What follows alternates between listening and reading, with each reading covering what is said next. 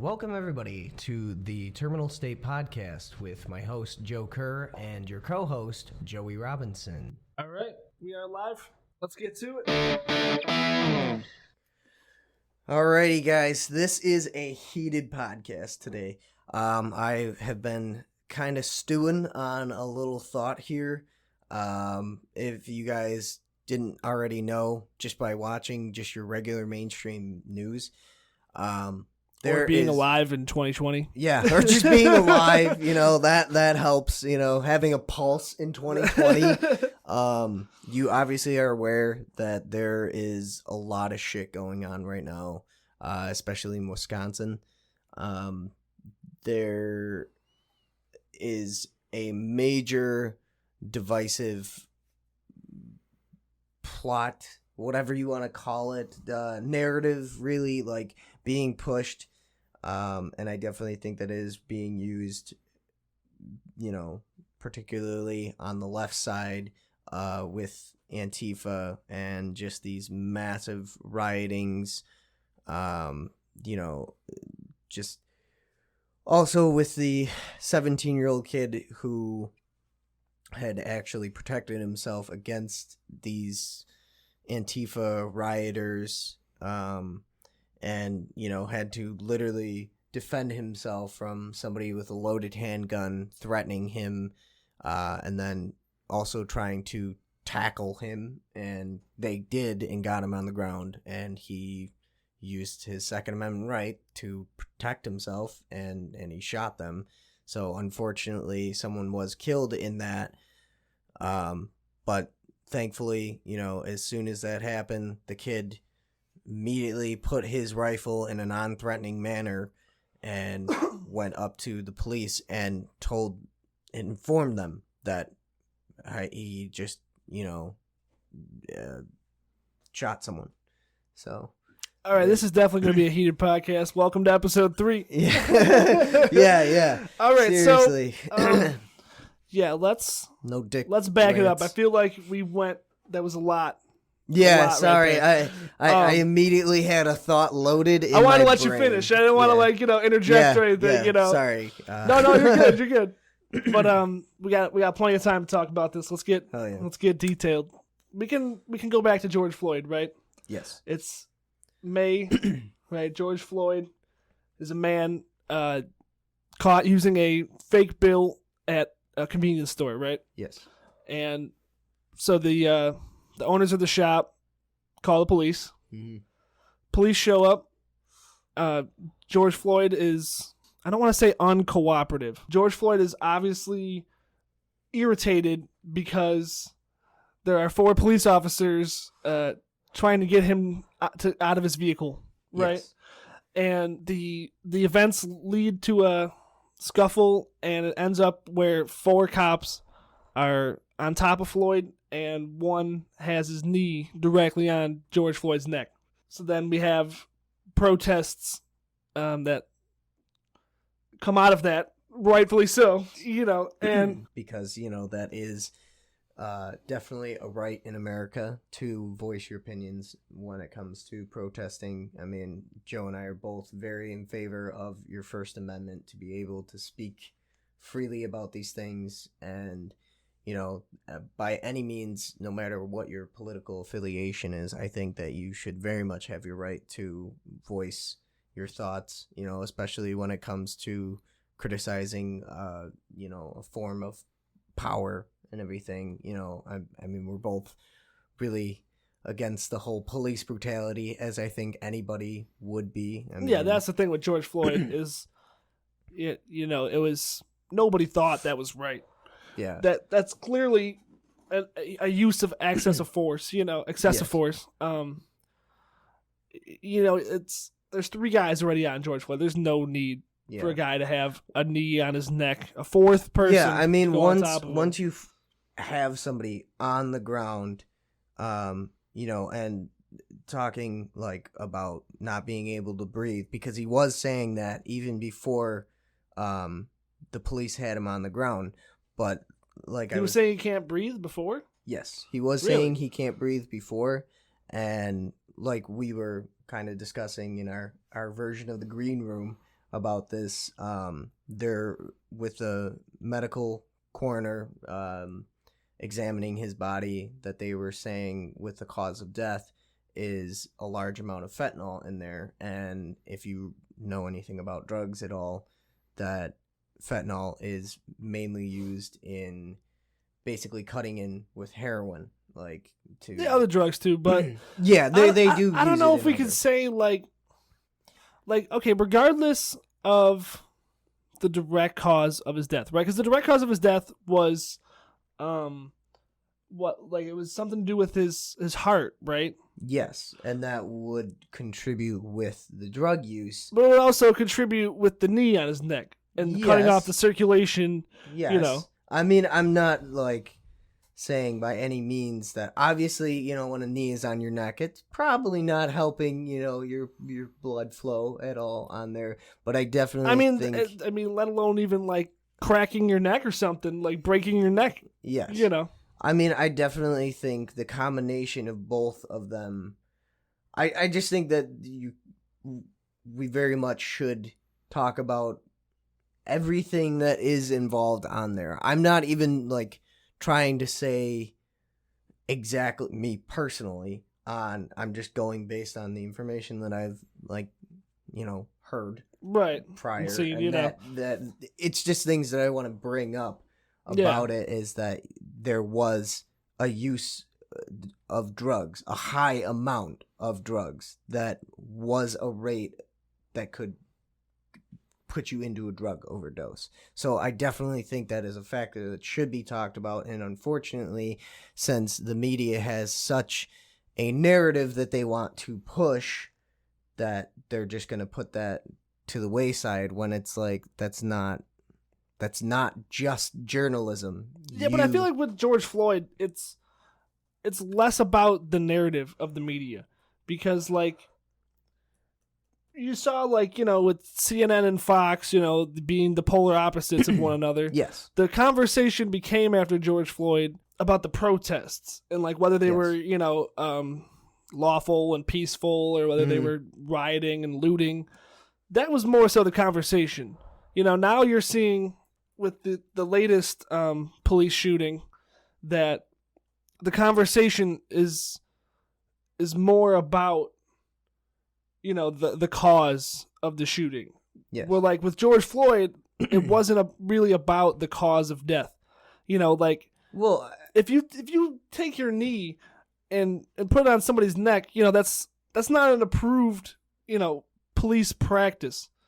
And regardless if he was on drugs or not, we can't say that's what killed him yet, right? Maybe they'll find something, right? Yeah, I'm a firm believer in being open-minded, but that's the thing that I'm not even necessarily trying to like make a point of, no, he was killed by this, no, he was killed by that. I'm just trying to bring up as much information on the case as possible. And I think that overall it is really horrible that you have a media that is exploiting a death of someone. Yeah. Regardless of who they are. I think that... But I feel like it's more so... like, not with George Floyd, it wasn't as much exploitation because there was so much agreement. Like, nobody thought that was right. Like, left, right, conservative, liberal, whoever you are. Like, as an American, that wasn't right. If you watch that video, that was painful. That was the last moments of George Floyd, while 4 cops unnecessarily held him down to the ground while the dude pleaded for his life. You know what I mean? I definitely think the whole thing was very poorly handled. I think that they could have totally done something different, and just like with what, like handled what differently. Well, I think if someone is being non-violent, but I don't fully know how his whole interaction with even the store clerk was too. Like, was he being aggressive? Yeah, but that's... I mean, the store clerk just called and said, yeah, because I'm was sure he just was... calling about like the counterfeit bill? Like somebody who was trying to use counterfeit money, and that was the whole reason the police got involved in the whole thing in the first place? Or was it he was trying to use a counterfeit bill, and then the store clerk confronted him about it and then got aggressive. Like, I'm just trying to figure out all the information on it. Like, but regardless, like, the cops are the neutral party. Like, they should be the ones that don't have an emotional affiliation, right? And then it kind of gets a little blurry with it because of Derek and, George's history. Are you aware of that they worked at the same nightclub? Yeah, Derek, so then that kind of blurs the lines on it too, and then that opens... It was personally motivated, yes, exactly. Premeditated. So that just makes me very suspicious that the person who is involved, the suspect, George Floyd, and then the arresting officer, they both happen to have a history with each other. That is where I start to get in my conspiracy mind. Yeah, I think, right, like, it turns into a race thing. And, I guess we won't know if it ever was a race thing, right? There's no way to ever prove that. Well, and the thing, too, is that they had brought up the fact that Derek was a bouncer at the same club with George, and he was already reported of being... We can agree that this guy is a dick. Like, he literally... They've been... Derek Chauvin? Yes, yeah. Derek Chauvin, yeah. Is a dick. Overall, whether it was white, black, did not matter. He definitely had a history of being a fucking power trippy fucking kind of guy. And I definitely think that does contribute into, the whole thing. I just think it is very weird. I think it definitely does. Like, you can you can see his almost like a glimpse into his ethics, right? Yes. Like, you can see a glimpse into his power trip. But to have him to be the fact that he thought it was necessary just happens to be somebody who... Well, they didn't know. Like when they called the cops, they weren't like, this guy George Floyd is playing. They just said there's a guy here. I get that. And he was either the closest officer or whatever their protocol is for dispatch. I definitely think that just kind of seems fishy to me. That just I get it. I want to play the benefit of the doubt here. Yes, they do. Yeah. But it's just something, a little food for thought to think. Like, but like what would be the motive? The motive for it? Like, what is fishy? Like, what's throwing off your scent? What is it? What's making me like kind of maybe he had an intention to want to respond to that because of a possible... This is speculation. A possible altercation that they may have had at the nightclub. Like a personal level. Yeah, exactly. Yeah. Where he, may have heard the call and everything. It was like, oh, I want to respond to this. No, he didn't know, though. He didn't know at the time of the call who it was.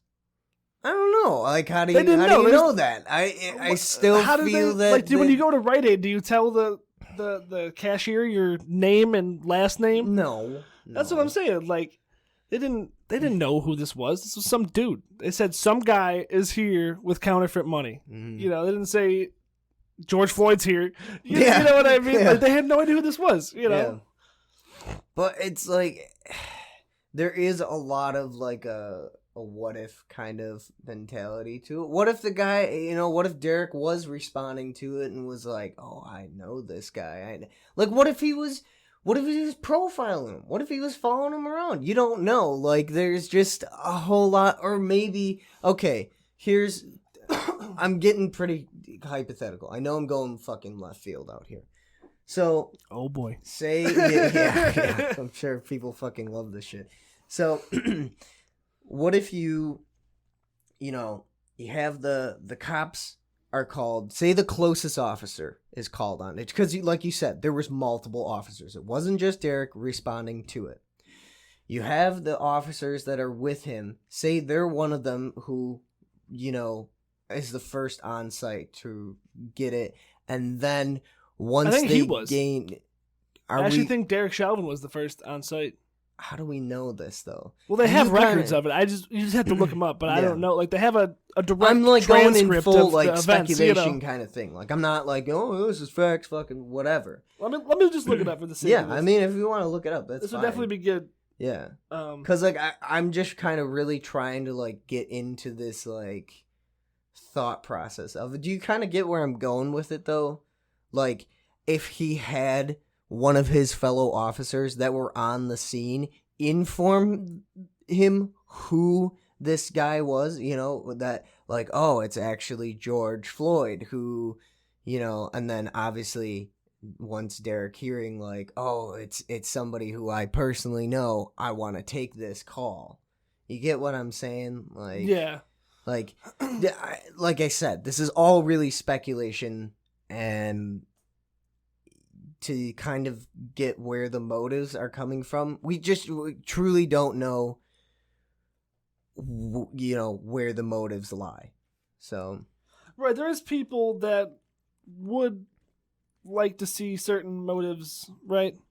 Yeah, come to fruition, but I mean, without evidence, we can't link those people to this. Exactly. Like that's why I firmly am trying to get the point that I am just speculating on this stuff. I'm just throwing stuff out there to like, really just get people thinking, just to kind of like pull yourself out of just a narrative driven kind of thought where it's like, but I mean, maybe not even narrative. like it's just that just could be reality. Like that could be, you know what I mean? Like, but all right. So we have an official events history here. Okay. So we got Memorial Day. Floyd purchased cigarettes at Cup Foods. Mm-hmm. Store employee believed Floyd had paid with a counterfeit 20 bill. Okay. So they already did the transaction. Okay. So just before 8, 2 of the employees left and crossed the street to the SUV that Floyd was sitting in. Okay. And the employees demanded that he return the cigarettes since he paid with a fake bill. Okay. This interaction's actually on camera too. Okay. So I guess he must have refused, and they called the police and said the direct quotes from this was that he had fake bills, was awfully drunk, and not in control of himself. Mm-hmm. So that could explain a little bit of the hostility, right? Yes. Like, I don't know if you ever had to work somewhere where you have to deal with drunk people, but it's a drag. Yes. So I could see the cops being aggressive because he was drunk, but once again, that should not have led to George Floyd's death. Absolutely. You know what I mean? Die because you're drunk you're and fucking drunk. Yeah. Like, you don't deserve to die. Yeah. Okay, so Shalwin was not first. 2 of the others were. Okay. So this, I'm like I said, I am in speculation until I get further evidence on it. Sometimes I just like spitballing fucking ideas and theories, and just because of how life is so not black and white, that there's so many variables in all interactions, good, bad, ugly, whatever, and those little details and everything really do have an impact on just these really intense kind of events. You know what I mean? Right. Like, you don't know where somebody's mind is at, whether you're the potential suspect or the police officer in charge of it. Like, I think that's the biggest problem, is so many people don't factor in those gray areas. They really need to find. It needs to be black and white. Well, like they think it needs to be black exactly. and white. Yeah, and that's I think so much shit goes sideways fast when you're in that mindset of, oh, it just needs to be black and white. He was immediately a criminal because he was using counterfeit bills, or he's immediately a racist cop because he's white and he's, I love, dude, one of the things that I cannot stand is, I see it all the time. It's whenever a black person gets killed by the police, it's conservatives are the first ones to point out the past actions of the victim. Yeah. well, George Floyd held a gun to a pregnant lady. Mm-hmm. Okay, terrible atrocity, right? Evil. Yes. Okay, not related. Yeah. You know what I mean? Yeah. It's well, not they an basically issue, try and paint a picture of like they try to make him look worthless. Yeah. That's what it is. It's devaluing him. Yeah, and I mean, it's bullshit. I definitely do acknowledge that yes, conservatives are guilty of that, but I definitely think that the left is guilty of that too. I just think that absolutely, that is, but I'm just pointing out this specific. Yes, and I totally in agreement on that. Even being on the more conservative side too, like.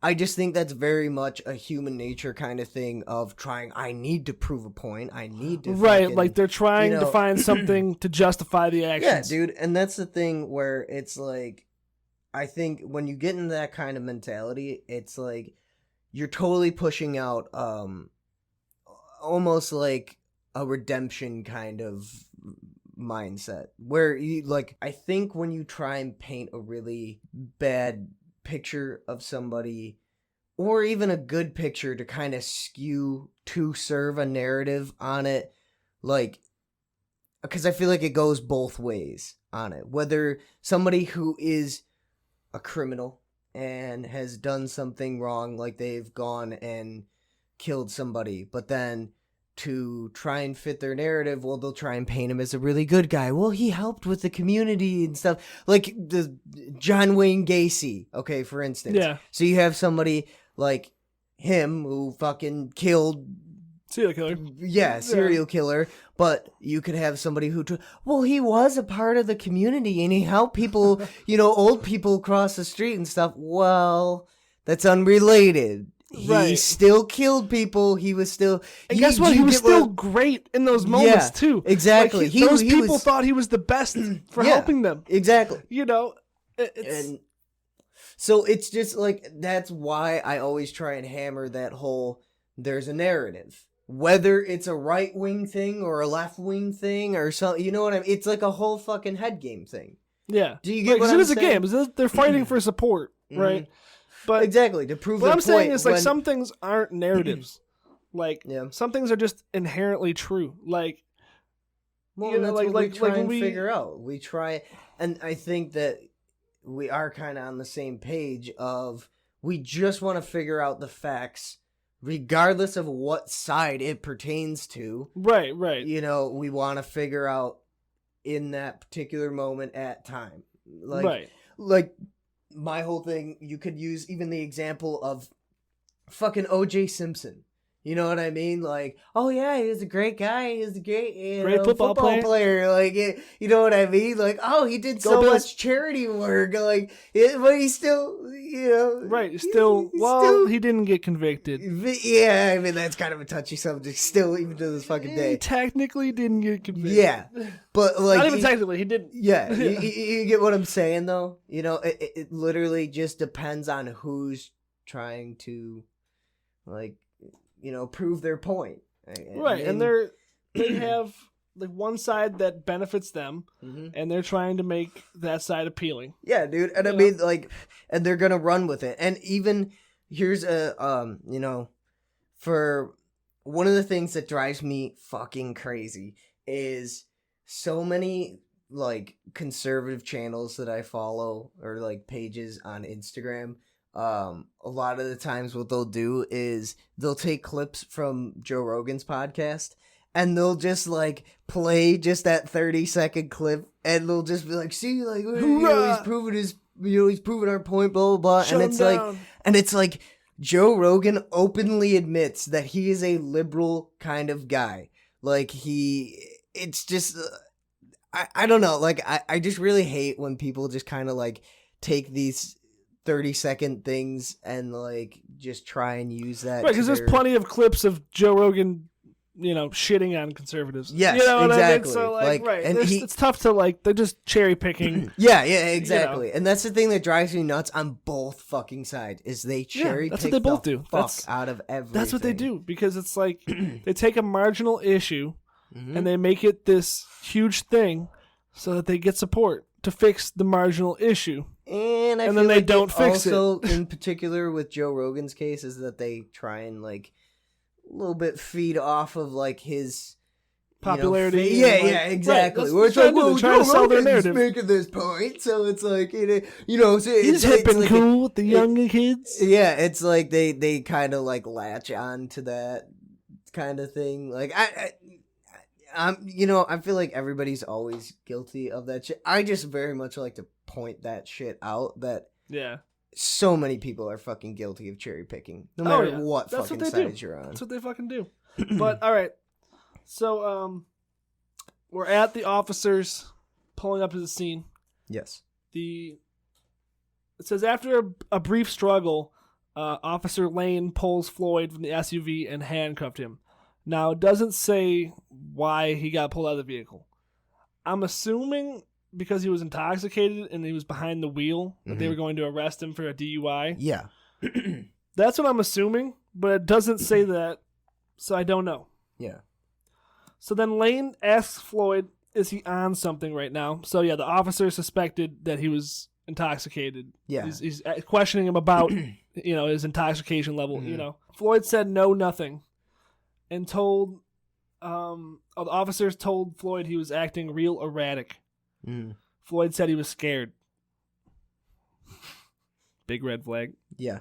Like the person you are trying detaining is expressly telling you they're scared. Yeah. like they are feeling threatened, and like you definitely, you should never feel threatened when you're like dealing with police officers. Like, just as like, do you get what I'm saying? Like, as what they are there for, as a public servant to the community, you shouldn't be threatened by you shouldn't have to feel threatened in that way. You should always feel threatened in the presence of the government run. I mean, police force. I mean, always be on high guard. Always know your rights. Always know when you're but when you say government, you're kind of like making it sound like they're federal, and it's like they're supposed to be state level police force. They're supposed to be local, county level.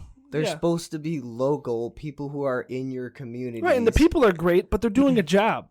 They don't make the law. No, but like the point that I'm trying to make is you shouldn't have to feel threatened by someone who is a local servant of your community. Well, if they had less power, you would feel less threatened. Yes. That's the thing. Like that, I felt like you're not like totally getting the point that I'm trying to make. No, I understand what you're saying. Like, right, you're saying like, your local town police force is compromised of people that live in your town. So you shouldn't have to have this element of threat. They should feel like somebody you could go to feel a sense of protection.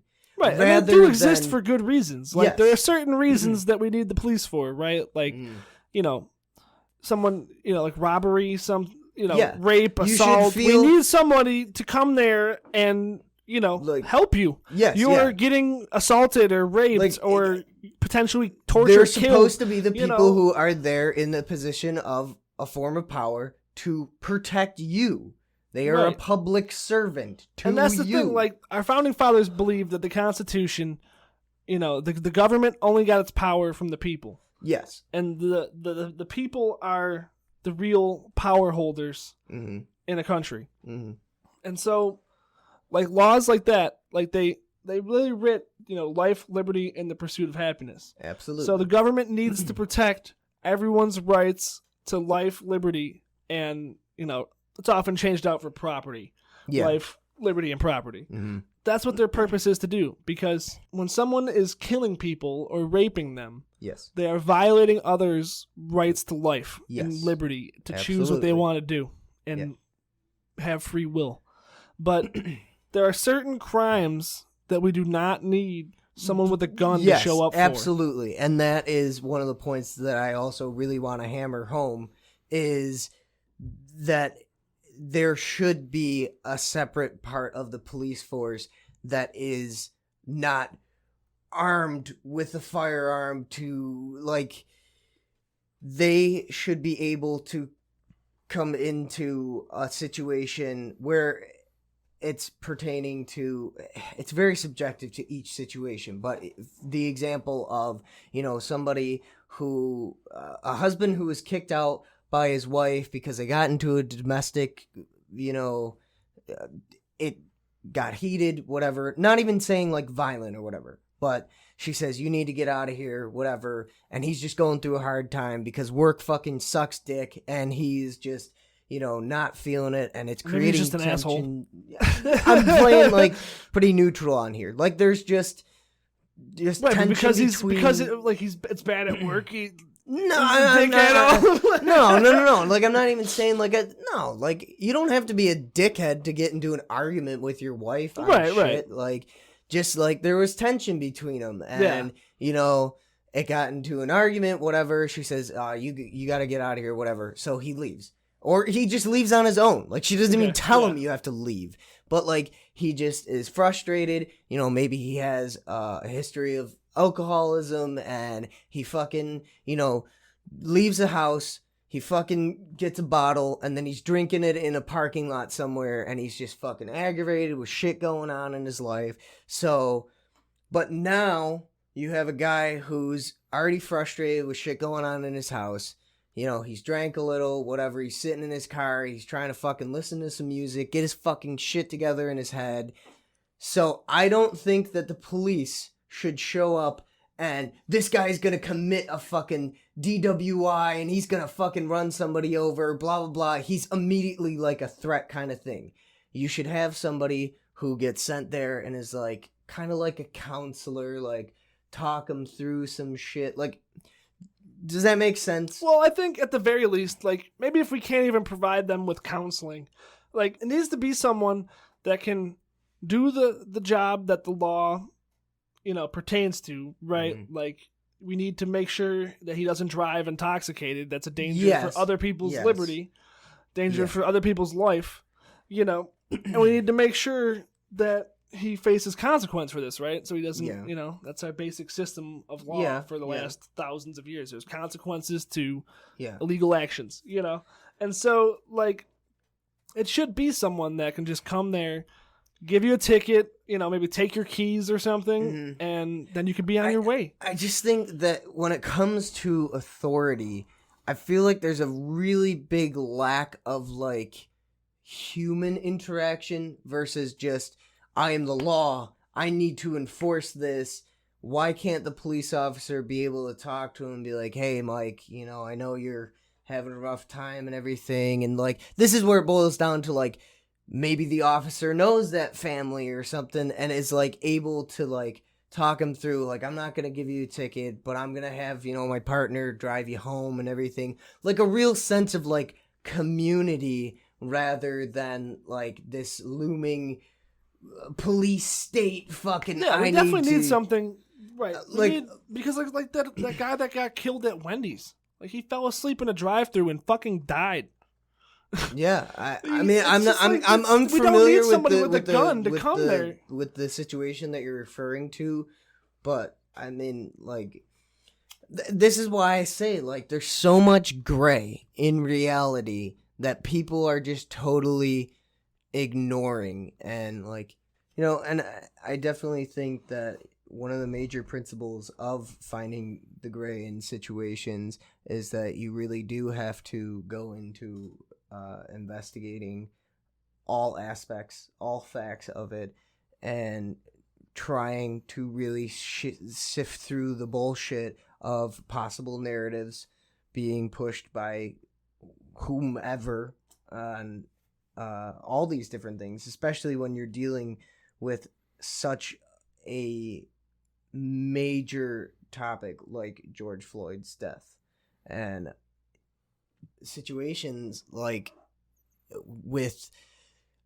I definitely think that the George Floyd death was a powder keg that just really sparked so much tension with everything that you see going on right now, especially during such a crucial time in history of during an election year.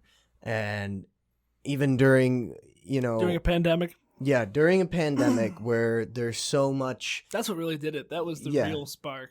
It was that people are locked down. People are already fed up with the government telling them what they can and cannot do. So and that's all it took was the government to fuck up, and there you go. Yeah, I mean, and that is a really valid point, is that, people, when you start really trying to control them and stuff, it's already going to kind of paint this perspective of like the government is totally unnecessary, but you have very extreme thoughts where it's like, well, we need to tear everything down and it's due to racism and stuff, and it's like that's not necessarily the best option for it. Like we shouldn't be tearing things down. We should be reforming them and repairing them and making them better. And I definitely think that pushing more in terms of racial tensions and stuff, I don't think that is at all a message of unity and reform. Right. Well, I think that's where the narrative comes into play for me, is that they take the issue of George Floyd, which the police in the state had too much power, and they killed George Floyd during what should have been a routine traffic stop. Yeah. And so the problem with me is what they do is they make it about race, so it almost changes the subject. Yeah. It's regardless of race, in all actuality, we have made all racism on the books illegal. Yes. So we cannot do any more to stop racism itself. Yeah, and then it boils. But what it comes down to is we need to limit the power that the government has over us, so that if a racist, or if an evil person, or if a loudmouth New York City businessman becomes, or goes into that power, that they are limited by the restraints that we have placed on it. Mm-hmm. So that's what it is. Like, it should be about reforming the police. It should be about, holding the police more accountable and taking away, things that are really, really making these people immune to the punishment they should be getting. So where do you think that the solution really lies? On a government level of like basically a restraint on power, or do you think it boils down more to character and the individual of who's in said power, whether it's the police officer or the president? But that's what I was just saying, is that if the power is limited, it doesn't matter who's in the position of power. So you're saying if a racist cop gets into the force and he uses his authority to basically be able to use racism, you're saying that the limitation on his power it'll basically try and make it so his racism cannot affect as much. Right, like think about if, trying to get a good analogy, like think if you knew you had a bad cop. Yes. Right? You knew he was a racist guy. He's like known around town. Like right. he already has this past even before him being in law enforcement. Like yeah. Well, first of all, if we knew he was racist, I hope they wouldn't hire him. Yes. But I'm saying But say he manages to get in there, because it happens. We know this happens. Right, but because he met the qualifications for the job, right. And then he just gets in there. Yeah. But say we knew, like, say we had a perspective of God, right? Okay. And we knew that this guy was racist and he wanted to kill a black person, right? Yes. What I'm talking about by eliminating the power is that if that police officer had rubber bullets, what is the worst thing he could do to be racist? You know what I mean? He would shoot somebody with a rubber bullet. But just like, he still is racist.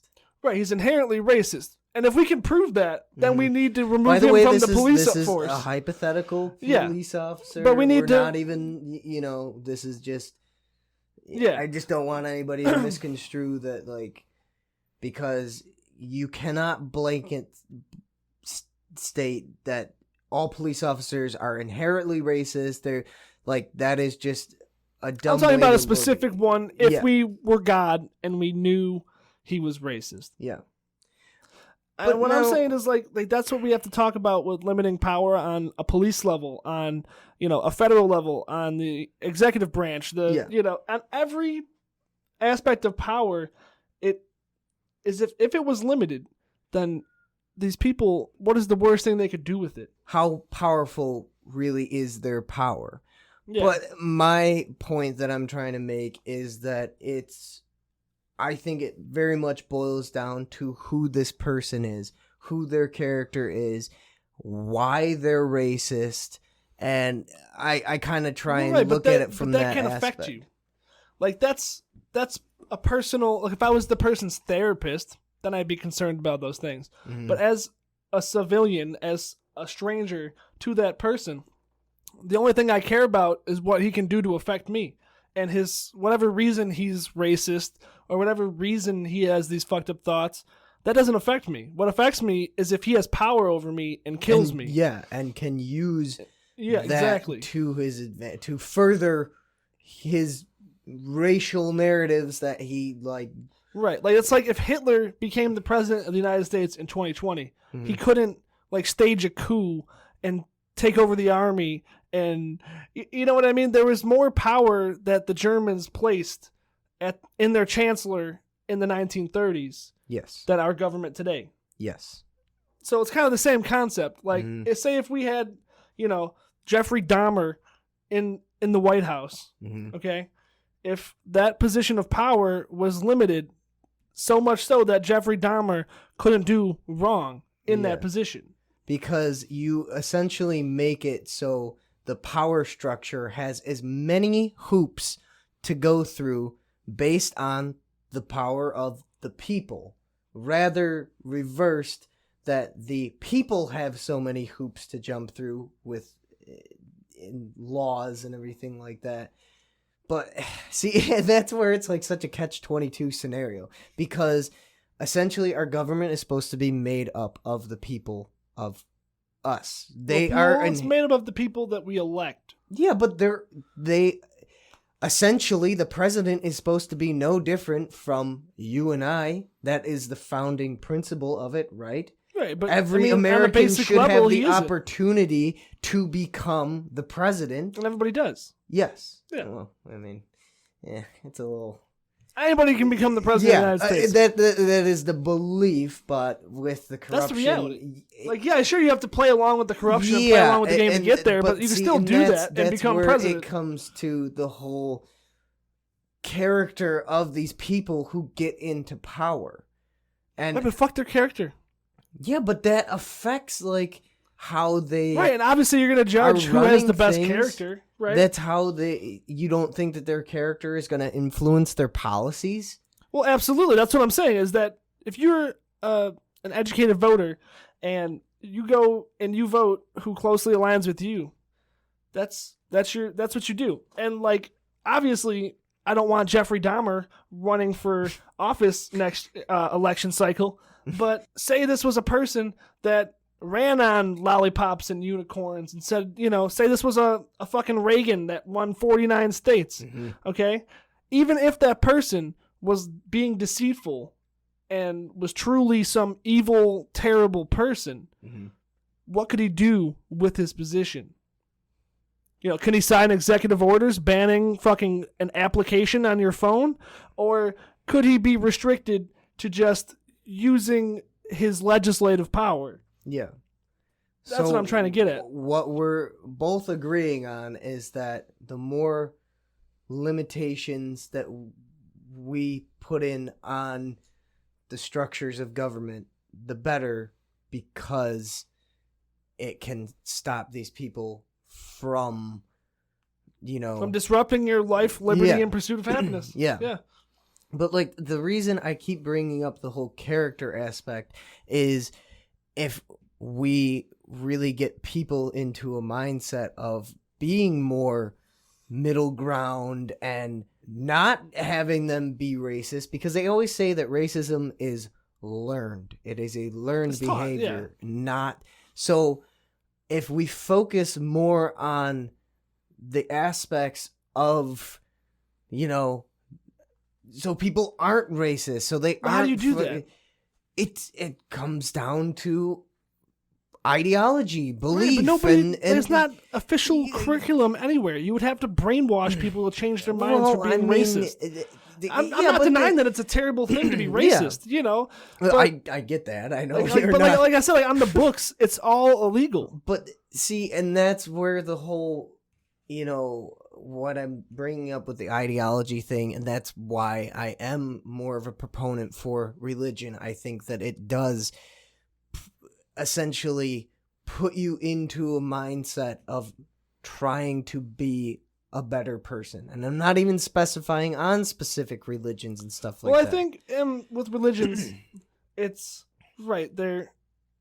My perspective is there's good things that have happened in the name of a lot of religions. And there's also atrocities that have happened. Yeah, exactly. But what I'm saying is that there is people whose lives are better because they believe in religion. And that's a beautiful thing. But I think when it comes down to religious people are tolerant, it's certainly a question of who you're asking. Because if you ask the world's top 3 religions, they are historically not very tolerant. Yeah. Well, my whole point, like, I know that you're saying, well, the best thing that we can do is if this racist guy gets into a position of power, we just have to limit his power as much as possible. And I'm not disagreeing with that by any means. I very much But the power would already be limited. Yeah. Yeah. But I'm trying to get it more on an individualistic type of perspective where throughout the course of time, if we get people into basically cleanse ourselves from those negative things that could impact us on our lives, getting into power, if it's already been basically taken out of us, like I know you had made the point of the brainwashing. By limiting the government, it increases the power of the citizenry, not decreases it. Yeah. Right. But do you get where I'm coming from that aspect of it? If we just start to instill a better kind of mentality to not be racist, to not be homophobic, to not be any of that, and just, but it all boils down to the individuals before they even get into a position of power. So we don't have... But I understand what you're saying, and yeah, but it's just like I said, it's at such a personal level that like I don't know what the fuck. Like take Joe Biden, I don't know what his true thoughts are. Yeah, there's not enough transparency for me to say that I can 100% make a judgment on his character, you know. But we need to take into account that these people could be deceitful. Yes, which they are. Yes, they are, and we all have seen this in the corruption of politics. Yeah. And that they, have these possibly lascivious agendas that they want to push, and they can persuade you and lie. Basically lie to you about. So think about this, think about executive orders, right? That's one of the biggest ones. The president has authority to directly write a law. Yes. Sign it into law that day. Which I don't agree with that. Absolutely. I think that is putting too much power in one person, and that totally goes against the very nature of what our Constitution was founded on. That you can't do. There's a reason why we have the branches of government that we have. Right, so think about, if we had, I don't know, say a fucking Jim Carrey ran for president, right? Everybody loves Jim Carrey, right? No? I mean, No?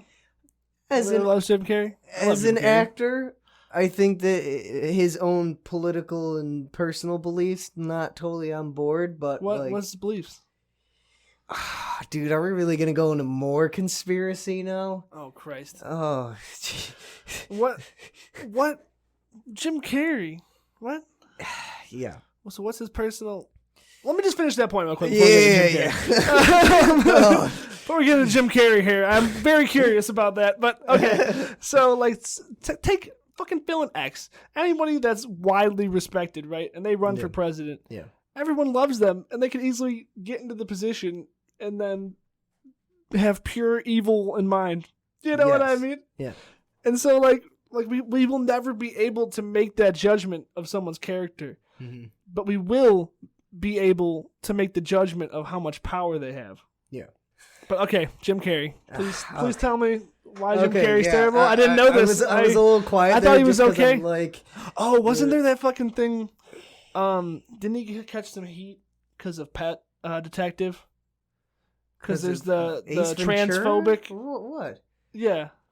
I mean, I'm not even like going into that. I think there's that there's like a transphobic scene, and he caught some heat for that. So yeah, I forgot about that. Okay, maybe Jim Carrey isn't the greatest person, but I want to know the conspiracy. On my fucking whacked ass end. I think Jim Carrey's also on the flight logs for Epstein. Yeah, that's kind of where I'm like going into this whole thing. Like, okay, I need to off the bat state that this is speculation. I am not fucking saying this like it's facts.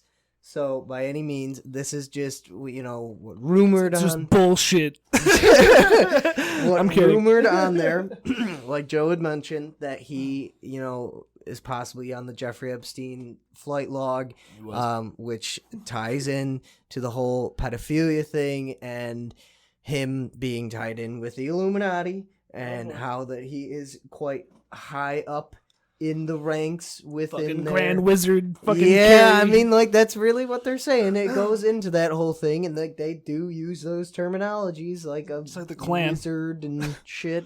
Yeah, I mean, that's fucking wild. But like I mean, to make it kind of brief, is that he is allegedly just this high up Illuminati type of person who is basically in charge of manipulating others into that lifestyle, whether it's the pedophilia thing or cannibalism, the adrenochrome, all that shit. Like, I've heard some things that he's quite affiliated with them. Okay. So so just that kind of thing. Yeah, like basically. potentially I didn't want to sex trafficking. I didn't want to fully potential links. Go into it because I don't fully know. Like, I'm not here to point fingers. I'm not trying to be no fucking Salem witch trial shit. There is a claim against Jim Carrey. Yes. In many ways that are for evil things. And yes. Right. I knew that I thought he was on the flight log. I think he is. But and I mean, typically, I didn't know there was more to that. And just because they're on the flight log doesn't. Yeah, it's tough to say. You don't really know what happened. Typically, with people who are A-list celebrities and very high up in there, they, normally get associated with doing some not so good things. I mean, I by any means don't know how that whole lifestyle is over in Hollywood, but I mean, they always there's always been accusations about all the creepy kind of shit that happens in Hollywood. I mean, look at Harvey Weinstein. Right. Like, I mean, so regardless of if it's fucking, raping kids and drinking their blood or whatever, some crazy shit, or just simply exploiting someone with sexual favors to get them into movies. You know what I mean? It's all fucked up. Right. That's why I think like we don't know. Like we have the flight log names, right? But we just we have the convicted ones that we know were either recorded or involved in and there's substantial evidence for it. And that is really one of the biggest and important things with all of this is that we need substantial evidence. We need to not be lied to by some,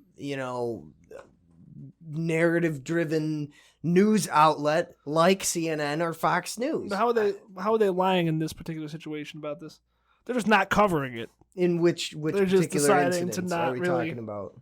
Like that's like sex trafficking and the global elite. I mean, they also do own those companies. I mean that is so it's they're like just not talking about it. That's what not it is. Suspicious at all to you. No, definitely it is. But I'm saying is what they do is they don't lie. They just don't cover it. Yeah. So so then they can use. Well, we just never talked about it all. We never. Right. They make it seem like it's insignificant. That's what it is. And that I think is a form of deception that you're not telling the public about these things, that they're, fucking sex trafficking and I think as journalists, you should very much be inclined to be talking about these things. These are, you are supposed to inform the masses, but when you have such, major power as something like CNN, that, well, if we just don't tell them, it doesn't need to be, we can just keep it off to the side. We'll just focus on this. It just makes it seem like here. It's a non-issue, know. But I think, we just don't have enough evidence. We don't know if these people went to the island for other reasons, or you know what I mean. We don't really know. Yeah. Well, why don't we use the example of this? I'm not trying to not acknowledge what you were just saying there. I just want to use the example of, if I'm cheating on my girlfriend and I just never tell her about it all. Right. No harm done. Yeah, no harm done at all. It's like I never did it at all. It's like, no, you still fucking cheated. Right. You still fucking sex trafficked children. Yeah. But just because you don't tell people about it, that's just like a fucking cop-out on there. Yeah. You are no better if you fucking lied about it. Right. It's just... But once the evidence comes out and then you are forced into lying about it, then it's, even worse. It's just, it's fucked up. Yeah. But as you were saying, I didn't mean to cut you off. Oh, you're good. But, we don't know, if Jim Carrey knew what the fuck was going on.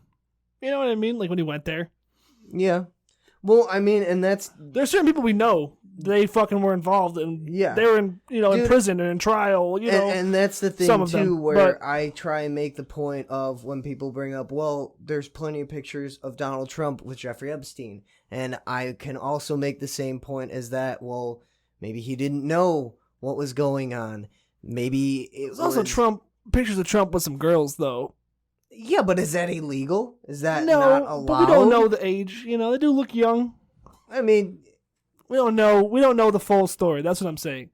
But there's even a transcript of when one of the girls was on trial in the Epstein case when Trump was brought up, and they had even asked her. That's one person. I think we talked about this last time, too. Oh, shit, we did. Yeah, we but, Fuck. But that's one person, Yeah, I didn't mean to fucking go back on that. Yes, you are correct. I wasn't sure if we talked about that on mic or off mic, but, No, hell yeah. It's we just don't know enough to say one way or the other. We don't know enough about Jim Carrey. We don't know enough about Donald Trump to say if these people are... Exactly. That's something that's so far over our heads in just this practically other world that we are just not privy to unless you were there.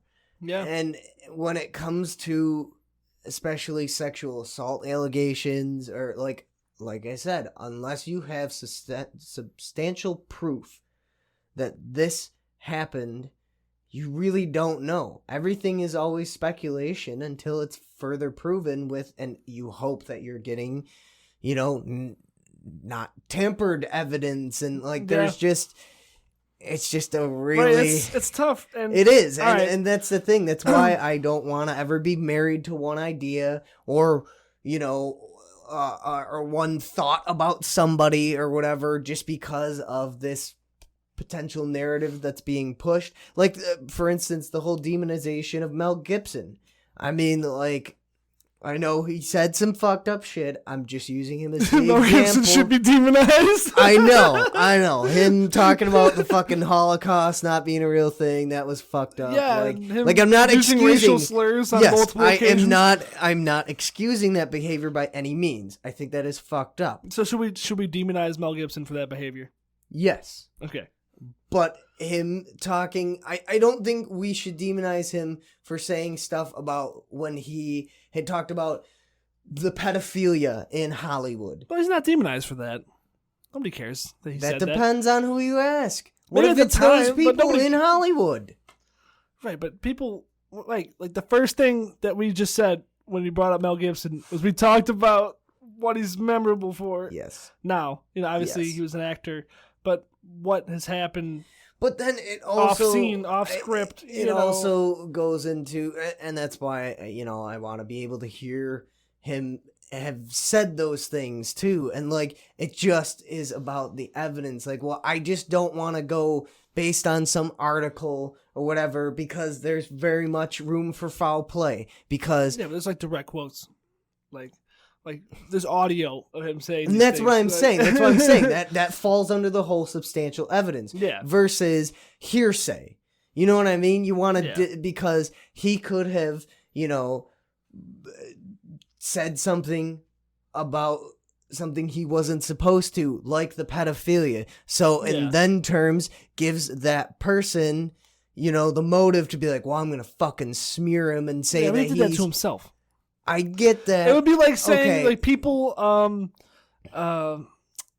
people discredit Hitler because of his economic policy. People demonize Hitler because of his a particular economic policy. Like no, like the first thing you think of when you think of Hitler Mass genocide. is So not his economic policy. yeah, like, yeah. You think about the 6 million Jews he fucking killed. So yeah, like yes, Mel Gibson. I don't think of him talking about pedophilia or I think of. But it was something What he that did. he did, and I think that is something also to bring up as well. Do you get what I'm saying? Why I'm bringing up the whole smearing? I think hypothetically, if you spoke out against the pedophile ring, you were certainly on their radar, right? Exactly, and But they're I don't going think to that look in the for a case of reason. Mel Gibson, that's what happened.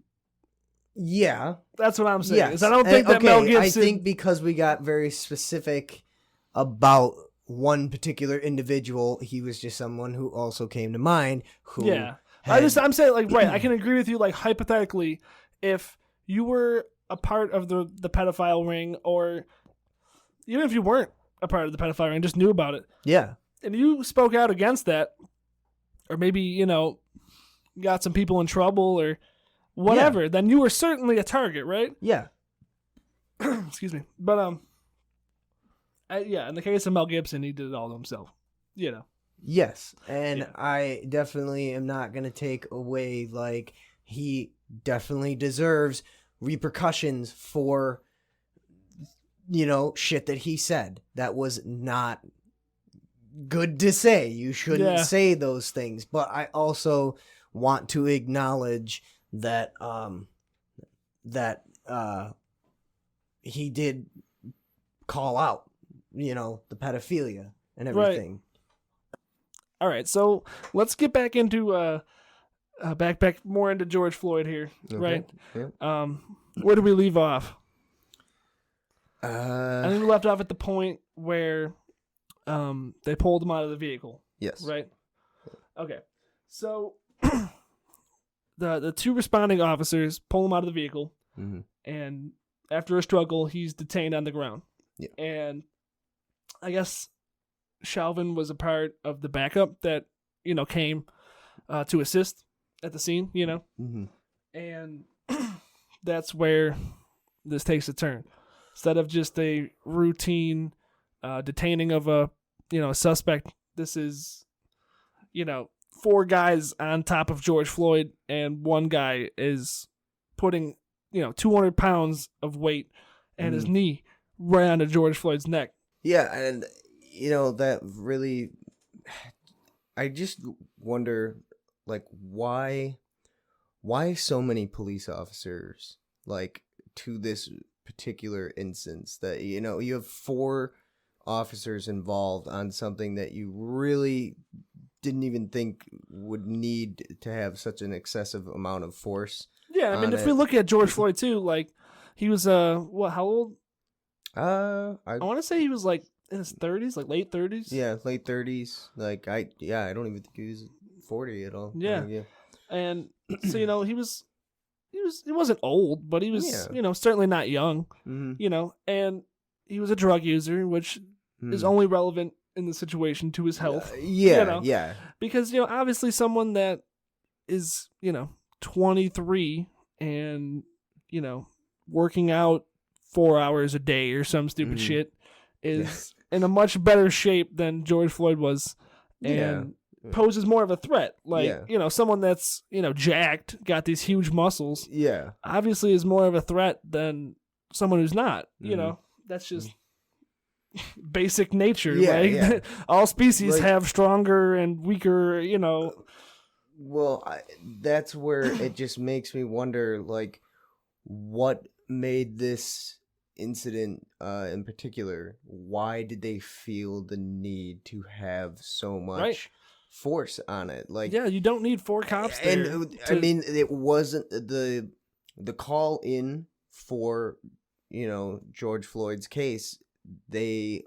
I don't believe they mentioned that he was being violent. They, I mean, like you had said, I guess he was suspected of being, drunk or whatever, but like that doesn't equivalent to, oh, this guy is being violent. He's throwing shit around in the fucking store. Like, but I think that, like, from the perspective of the officer, I think certainly that raises their, their sense of threat. They're gonna if someone isn't drunk, they're not going to be acting rationally. Sometimes, obviously, there's a lot of factors that go into this. Do you really need 4 police officers? Right. No, I agree with that 100%. And I think that's what some of these protests are really about. Is, I think defunding the police is almost like makes it sound like they're trying to abolish the police department. Which I definitely do feel that there are people who do have that, radical kind of thinking. And I mean, that's just foolish to think. You cannot abolish a form of law and order that is supposed to protect the people, but you also don't want it to lead into an abuse of power, which, that is... And I think any serious discussion about abolishing the police as we know it, it would be more so in favor of something else. It wouldn't just be like, we abolish the police, that's it. Yeah, you know what I mean? Where is the end game on even having a an idea? How are we gonna what world do you see on? All right, fuck the cops. We're just gonna fucking take them all down. Okay, well, say that was to happen. Well, then what the fuck do you do? Right, like who's gonna convict pedophiles? Who's gonna convict rapists? Who's going to? They're not going to pay the consequence. The crime on there, and in that sense, I think that you're almost influencing people to have more crime because they feel that, well, there's no one here to stop me. Right, they're more likely to commit crimes. Yeah, and I mean, you look into neighborhoods that are heavily crime-ridden, they have a lack of police officers. Don't you want to be? Usually it's the opposite. Usually the heavy... Yeah, that's part of the problem is that these heavily, these drug hotspots or, homicide hotspots, they tend to be policed more. And that's why there's more of a disproportion of, socioeconomic status. Well, like poor people tend to have more of a chance of being arrested than someone who is, wealthy in a nicer neighborhood that's policed less often, Well, I mean... Why don't we use like our own town as an example of it? Like, do you feel that there is an abundance of police officers in our town, and then we live our in town a nice doesn't have much crime. But do you think that is due to the amount of police officers that we have?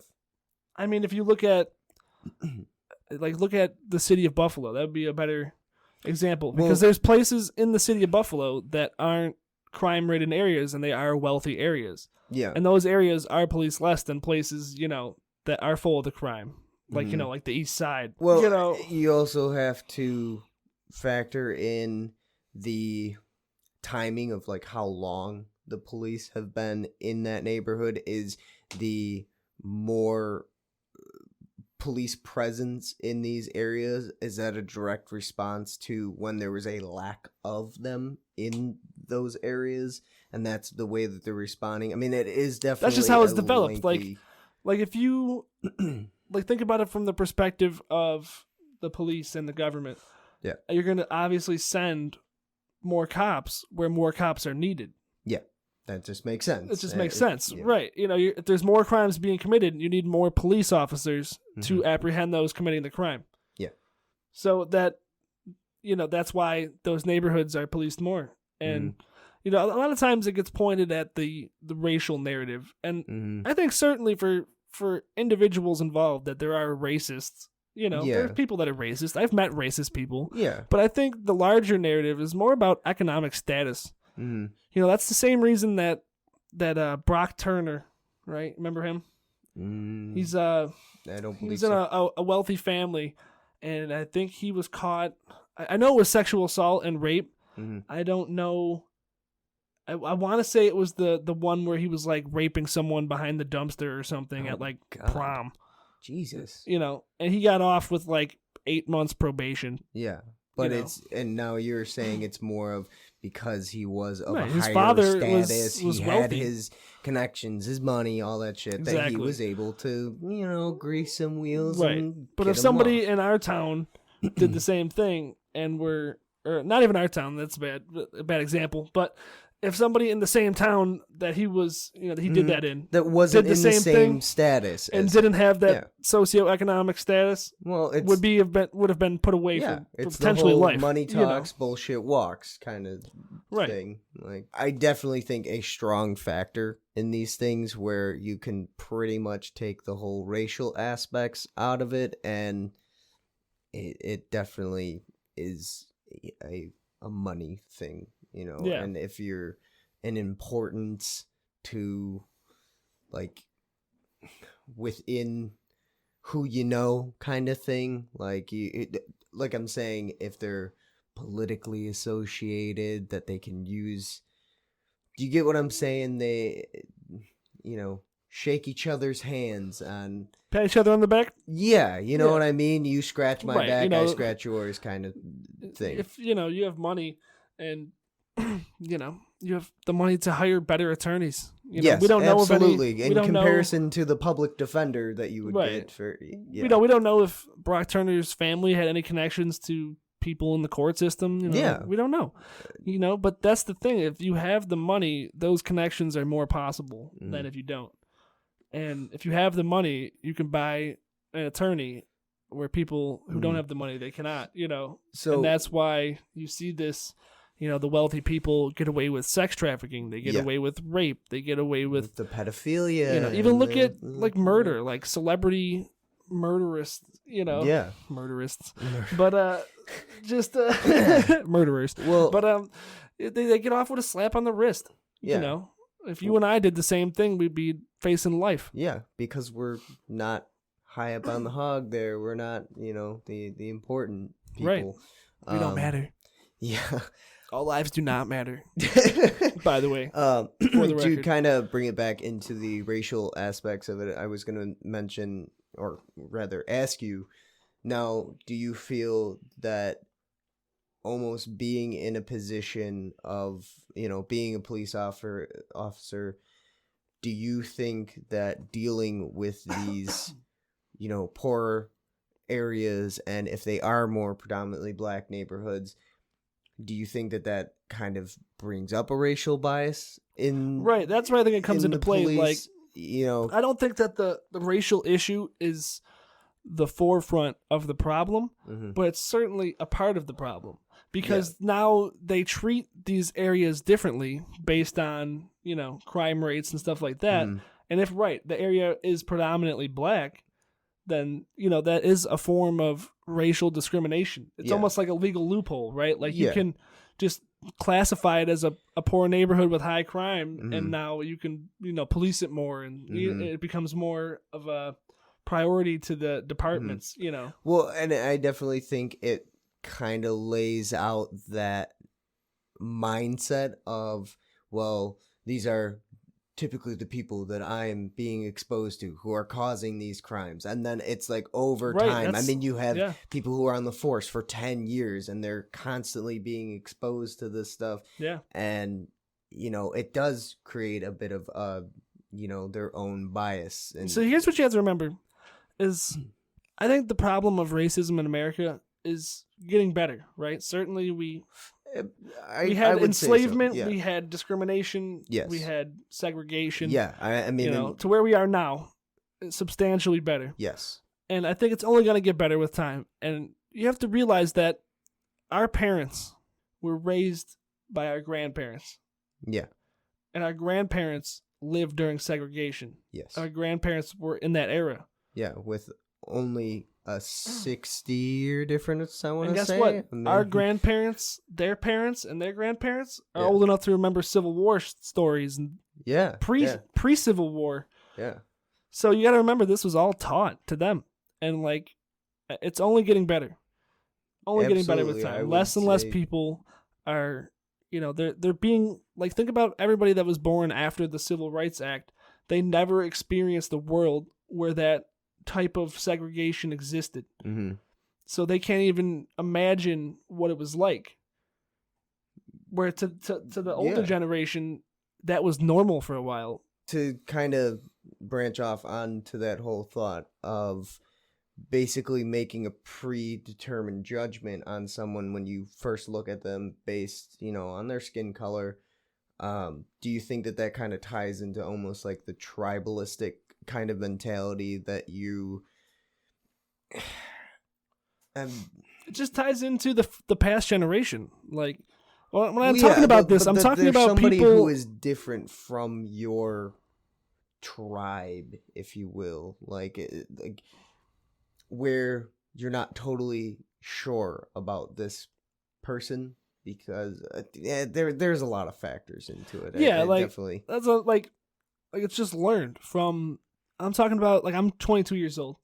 Talking about, my parents learned this from my grandparents, and, that's obviously a factor. Like, when you're a young child and you notice your parents doing something, you imitate it, right? That's how we learn to talk. That's how we learn everything, to walk, to eat. Yes. We are taught.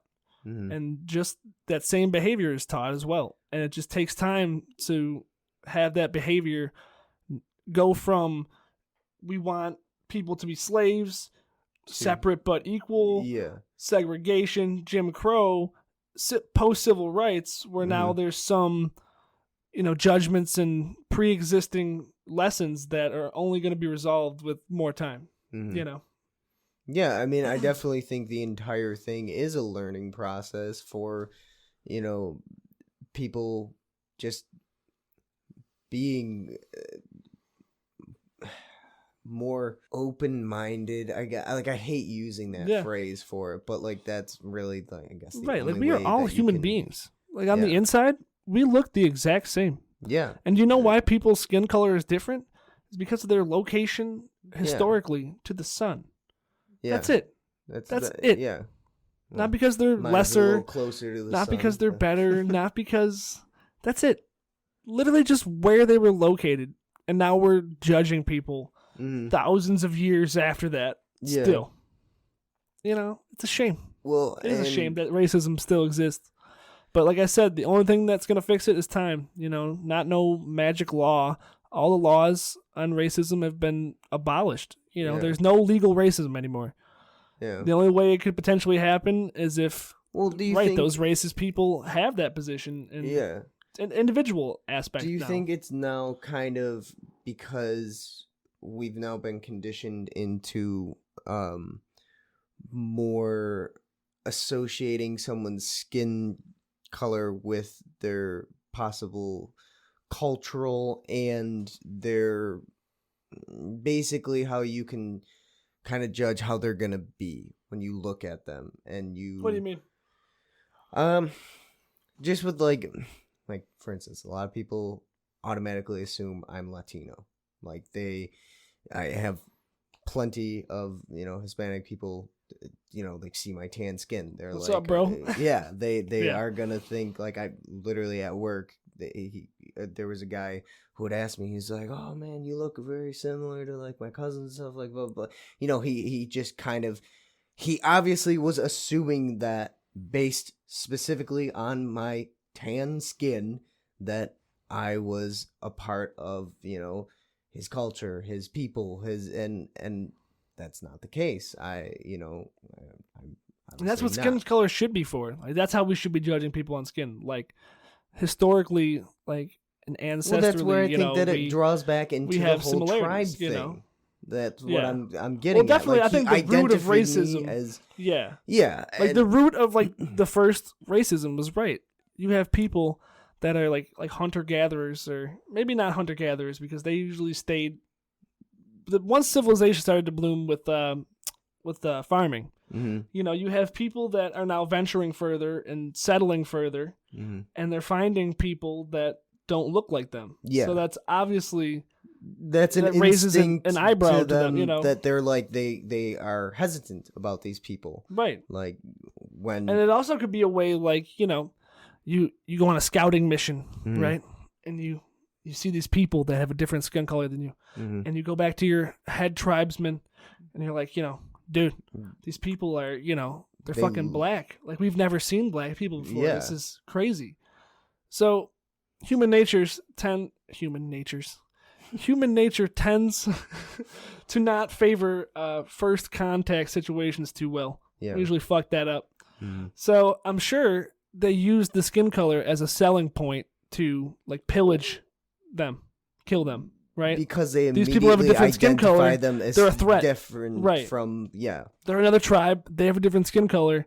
You know, so what else do they have? You know, we got to take them out now before they become an issue. Yeah. So you know? as in that case, do you think that people just automatically, like, in my head, I'm trying to think of like where was the real root of this racism type of way of thinking, like before even the slave stuff, like way right. back when you had, you know, like you said, two completely different skin toned people, like first interacting. Yeah. Is it just something that's ingrained in us on our instinct kind of way I think of it certainly thinking? played a role, like and that's part of it too, like that fixes it with time, is that you know, that you understand like, that this race like, is obviously not a threat to you, that like we are all actual like, human beings that just want to basically accomplish the same goals at the end of the day, regardless of what color you are. Exactly.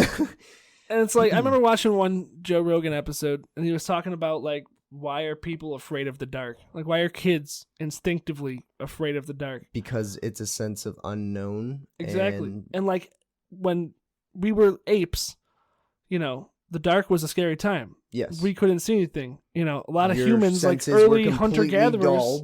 Yeah, hunter-gatherers would be, you know, sleeping, you know, by the fire, and they, you know, could get attacked by a tiger. Yeah. You know, so obviously you're on high alert for any little noises, any little, anything you could see. Yeah. And so that was taught to humans for, you know, tens of thousands of years. Mm-hmm.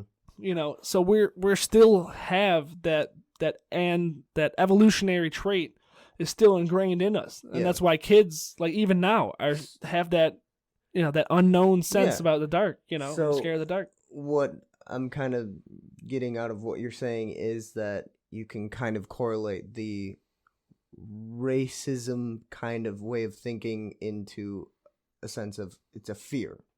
It's a fear of this. I think that's where it initially difference. Started. Yeah. Like I'm just really trying to boil it down to like where the roots come from. Right. I think initially it's a fear, and then once it gets more into the modern era, it becomes then you have more cultural property. aspects. You know, it becomes more of an issue of value, of money.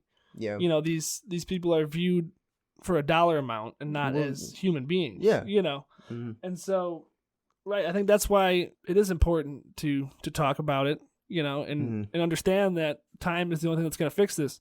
And we do have to call out the bullshit and unlearn behavior, you know. And that can tie way back into our earlier discussion on what the moralities of what you are taught as a child, whether it is, you know, are you going to potentially be this person, and not just taught, but just experiences in your life that definitely is going to shape your way of how you're looking at the universe and the world and everything, and Yeah, I'm definitely thankful my mother and father aren't racist and well, yeah, did not pass that on to me. Yeah. Thank you guys. Me too. But yeah, I think let's get back a little bit. Let's finish off George Floyd here. Yeah. So yeah, we now have 4 officers restraining him, Mhm. and now for 9 minutes, George Floyd's on the ground Mhm. being restrained like this and pleading for his life on the ground. Yeah. And nothing's done. The cops show no remorse, and maybe, hey, 3 guys can handle it and I can take my fucking knee off his neck. Yeah. No, nothing. They call an ambulance. That's it. Remain in the position of 4 guys on top of George Floyd, slowly suffocating him. Yeah, when he was in handcuffs when he was on the ground, right? Yeah, it's fucked up. Like, pretty sure. So at that point, yeah, I'm positive that he was already handcuffed. He could at that point. All right, if you have already been able to get your knee on the guy's fucking neck, why could you have not put him in the police car? Why was he not in the police car and on the ground? You are deliberately putting this man in this position. Like, you clearly are the ones who are in power right now. Right. You have the control over the situation. George Floyd is completely powerless in this situation. So why did you need to do that? What was the whole reasoning behind that? Right, and like a normal traffic stop, or even like when they're arresting someone, like, why is the protocol to hold this guy for 10 minutes? Why does it take that long? Yeah, I definitely think that was a clear demonstration of way excessive force on their behalf of, putting so much power on somebody who was essentially powerless. And there's no reason to end up doing that situation. So I really just don't see the logic in what that thought process was, other than to basically make this man suffer. And I think that maybe played a part with the past history with Chauvin and Floyd. Yeah, and I think that he in Derek's head, he's thinking, I'm gonna fucking stick it to this guy. That's why I really don't want to go with the racial aspect on the whole situation due to their prior history. I'm not saying that is not a factor in it by any means. I definitely think Derek Chauvin, deserves to be tried for murder. 100%. Now, I know, what was the charges for the murder that they, like, what is going on currently it's with, just like the case? The level of degree of murder. Like, so in every state, first degree murder, right? In order to qualify for a charge of first degree murder, you have to present, it's called malice of forethought. Yeah. Sometimes just called malice. Mm-hmm.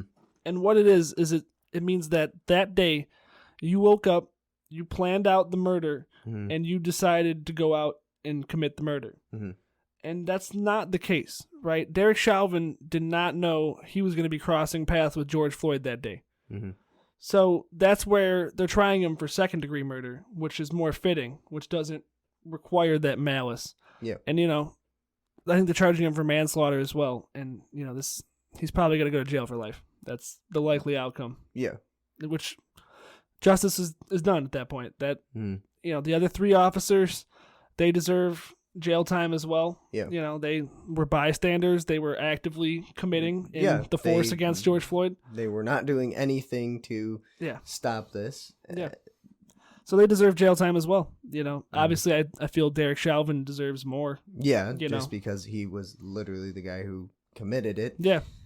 And, I can't believe that someone who knew that he was being filmed. He literally looked the at camera's the camera. in his face. Like, there's bystanders yelling to get off of his neck. Yeah, like they were looking at his face when he started to go unconscious. You know, like he's not even breathing, and they're still on his neck. Yeah. So to Christ. even like what was going through his head? Like, that was some fucked up shit. Yeah, at that That's point, murder. Murder was going through his head. Yeah, you are thinking like, you know what? I'm just gonna do it. No regard for George Floyd's life at that moment. Yeah. Yeah. But let's move. Now that was in May, right? The end of May. I think it was right around Memorial Day. Yes, yeah. And now let's move to what? Now last week. Yeah, last week. And that would have been the Jacob Blake case. Jacob Blake case and the Kyle Rittenhouse. I think it's Rittenhouse. Yes, Rittenhouse. I know it's Kyle, 17-year-old. We called him earlier. Kyle, 17-year-old. But yeah, let's get into that. So now this is in Wisconsin. Jacob Blake, right, is at the scene of a domestic dispute, right? Yeah. He is actively the reason for this domestic dispute. Yes. And I think they said something like 8 women were there or something. I think some of them being his family, maybe a potential significant other. Yeah. You know, I'm not sure the details on, who was there. Who was involved. But he was called. Somebody called the cops on him. Well, allegedly, the person who had made the call in the first place to get the police force involved, in all of this was one of the girls that he sexually assaulted. And apparently, so what was the relationship like? Why was he still involved with her? Did they have a child or no? I don't past think relationship. Or I think that it may have been a past relationship thing. This kind of more in speculation. I'm just trying to I'm not sure figure out the logic facts on it. It may have been a woman that he was involved with, and then he ended up sexually assaulting her, whether he was abusive and eventually it turned into sexual assault. Yes, and he knew where this woman lived. He was at her house, apparently took her keys. I want to say I seen was that. The whole thing, and that was the initial and that's why she called the police for calling the police. So they then get the call in about the suspect. Then they learn that, oh well, this man has a warrant out for his arrest, so we are obviously going to take this seriously. We need to it definitely raised more flags because obviously you have a warrant out for your arrest. They looked up the records, they saw oh well, he's done these things, so he's pending arrest. Like if you have a warrant, that means that they can arrest you on site. Yes. Because you've committed a crime that you haven't answered for. Yes. So now, that is going to heighten the situation rather than, a woman just calling about, right. This man's also wanted. Yes.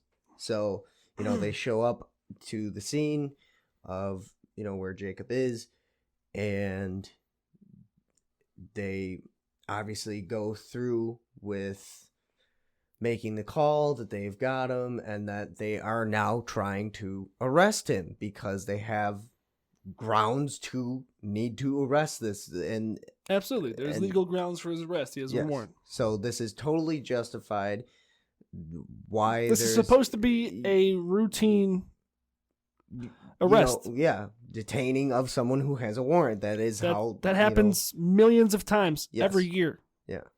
So for people to immediately jump to the conclusion that it has anything to do with racism on the police end, like that, just it doesn't hold weight. We don't know if these people are racist. Yeah. And that they very well could be. That's certainly a possibility.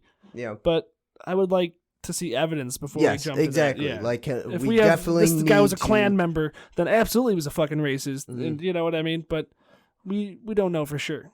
Yeah. You know, it's just be speculation. You know? So they're trying to arrest him. Okay. So now the police officers are going through for the arrest. They're trying to detain him.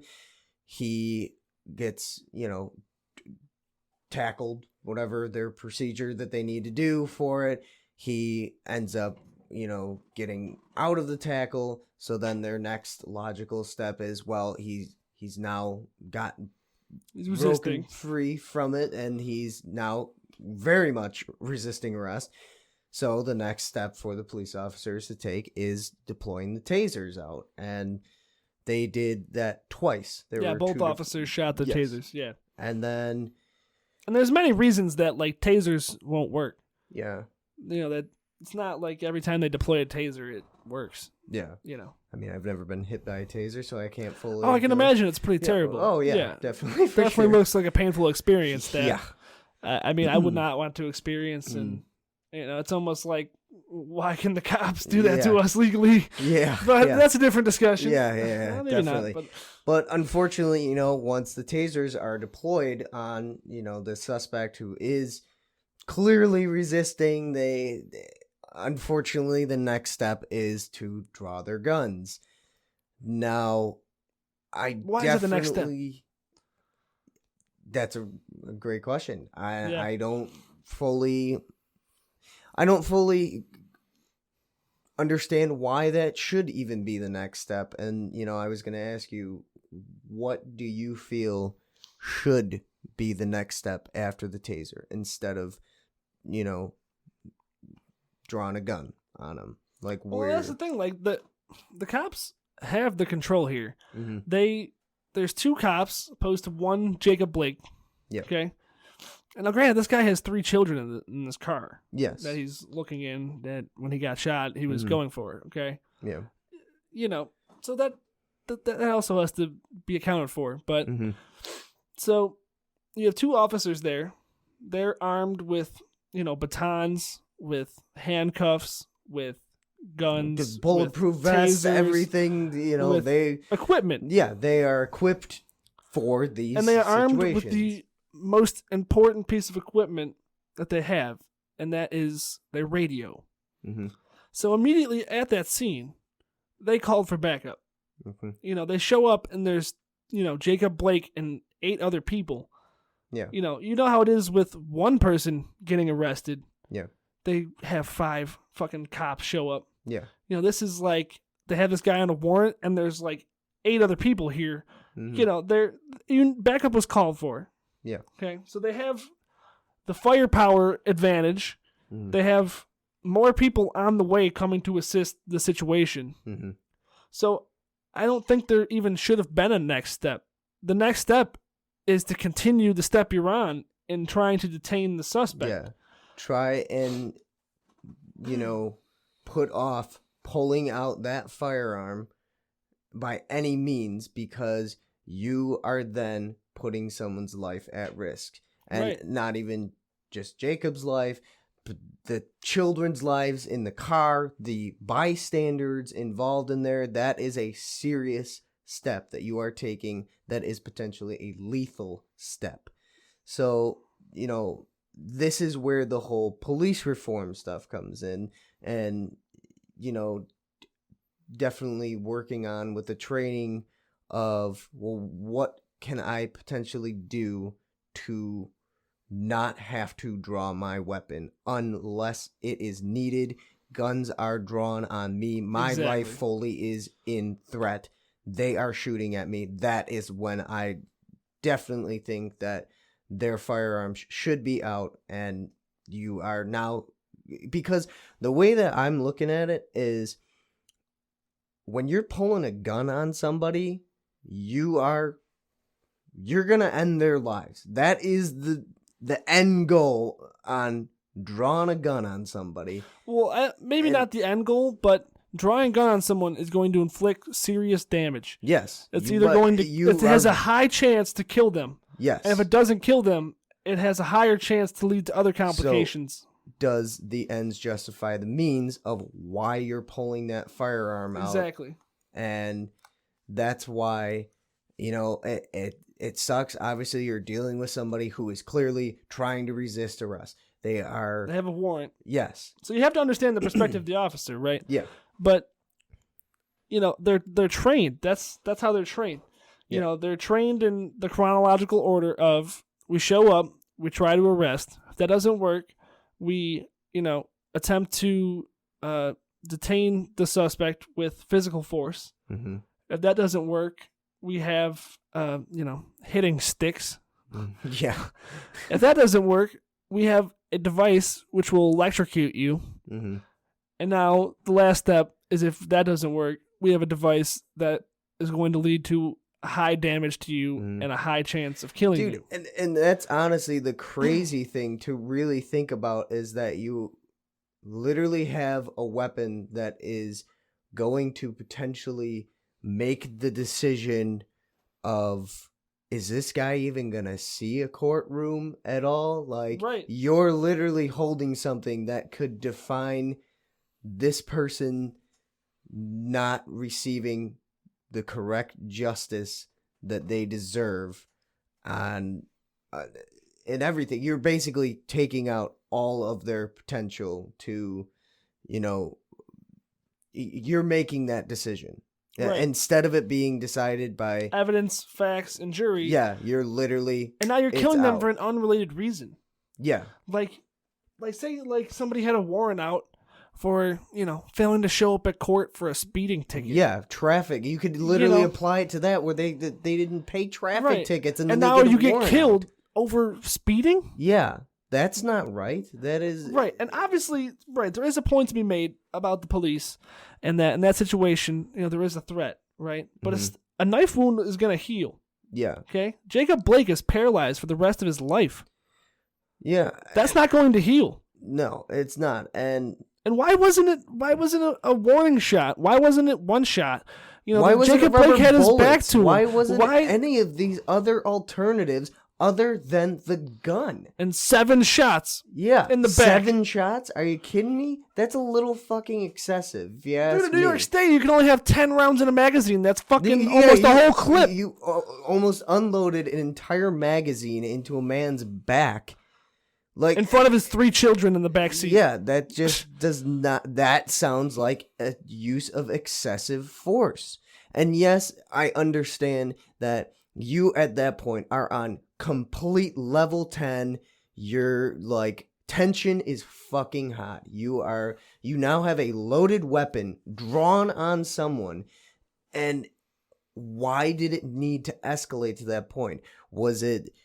When was the initial shots happening? When he was walking away from the officers? As soon as he went to the car, the officer, what happened was they had a scuffle with the tasers. Yes. And then Jacob Blake got up and he walked from the passenger front of his car where the scuffle was. Yes.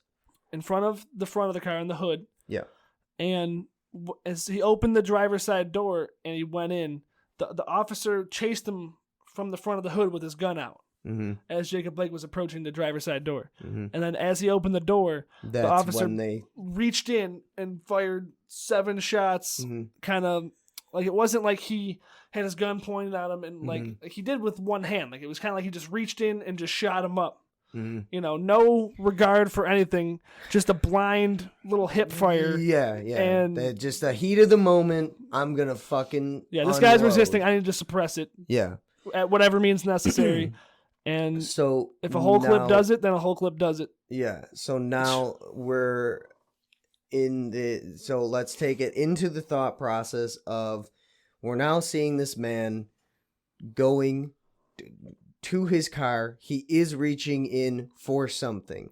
Now we're trying to look in the aspects of the thought process of the officer on what is he going to grab?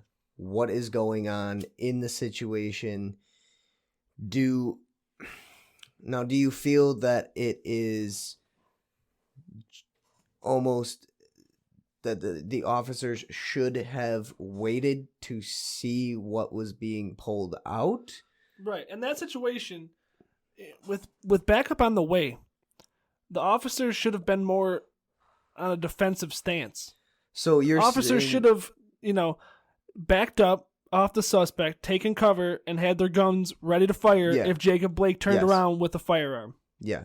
That's what should happen. And there's backup on the way. Yes. So you have more police coming on the scene, and you basically, do you think the mindset of this officer who shot him should have been that just wait and see what happens kind of scenario? I mean, because the problem is it happens in like 5 seconds, right? Yeah. The time he's chasing him from the passenger side to the driver's side, him reaching in and the shots fired is like 5 seconds. Yeah. And that's where the training comes into play. Because right now they're trained that if, it's happened countless times, somebody's reaching for something and they shoot him. Mm-hmm. And sure, a percentage of the time, it turns out that they had a weapon. Yeah. But there's far more people killed that don't have weapons. Mm-hmm. Like, did you see that video of that guy in the motel hallway? I've only heard about it just because it's been brought up on Joe Rogan. It's just brutal. Yeah. It's so brutal. The guy is terrified, frantically sobbing for his life. He's on the ground and his pants are falling down. Right, he's on the ground, and the kid makes a mistake. And this was a white guy, by a mistake, the way, too, I say lightly in quotations. Yeah. He makes a mistake. And for now, pulling his pants up, that's what he was doing. His pants were falling down. 3 fucking SWAT members with fucking assault rifles blast they're him. Yelling at him, "Don't fucking move! If you move, you will die." He literally said that. Yeah. Come on. We gotta do better. Insane. You're telling me that's what you learned in training? To fucking scare the living shit out of somebody who's on the ground, to kill terrified. An unarmed person? Yeah, that's to decide, that he doesn't get justice. You're deciding death. He's guilty in a sense. Yeah, you are. You are deciding that they are guilty when you fucking shoot them. And here's the fucked up part: is that in the United States, the death penalty is not used. It's very rarely used. Mm-hmm. It used to be used more. Yeah. But, so now we have an issue where if you go to court, you won't even be killed. But the police officer can legally kill you. Because they feel threatened. Right. And that is such a muddy That's the death penalty. The government is giving you the death penalty. When you break that down to simple terms, the government said you committed a crime, right? Mm-hmm. And they killed you, right? Okay, yes. Resisting. Okay, Mm-hmm. I understand that they have to apprehend the suspects and hold them accountable for their crimes. But the penalty for sexual assault is not the death penalty in Wisconsin. So now the police officers have given Jacob Blake a far worse punishment than the legal system even provides. Yeah. And, now that... then that's where I really do think that the conversations come back to, well, why are we not training these people to handle these situations better? Why are we You have to go to 7 years of college, right? 4 years for a bachelor, 3 years in law school to become a lawyer, right? Yeah. You need, 6 months at academy to become a cop? Yeah. Yeah. The training is very Why are these minimal. people not educated more? Yeah, exactly. And I think that the way that the system is for police is that it's almost more rooted in a fear kind of sense, where if you immediately feel threatened, that this is what you need to, this is the action you need to take. Yeah. Why is that the case? Why are you immediately teaching these people who are supposed to be enforcing the law and protecting us? They are supposed to be here for us, to keep us safe. Why are we rooting these people into fear? I personally believe that the majority of people are good people, that they are not as threatening as, as they believe. Like, why are we just immediately looking at these people? Why is the assumption that he's reaching for a gun? Yeah. Why is that the assumption they jump to? Yeah. There's a million items I can have in my pocket. Mm-hmm. Why is the assumption that I'm reaching for one specific item that can inflict you harm? Why are you expecting the worst?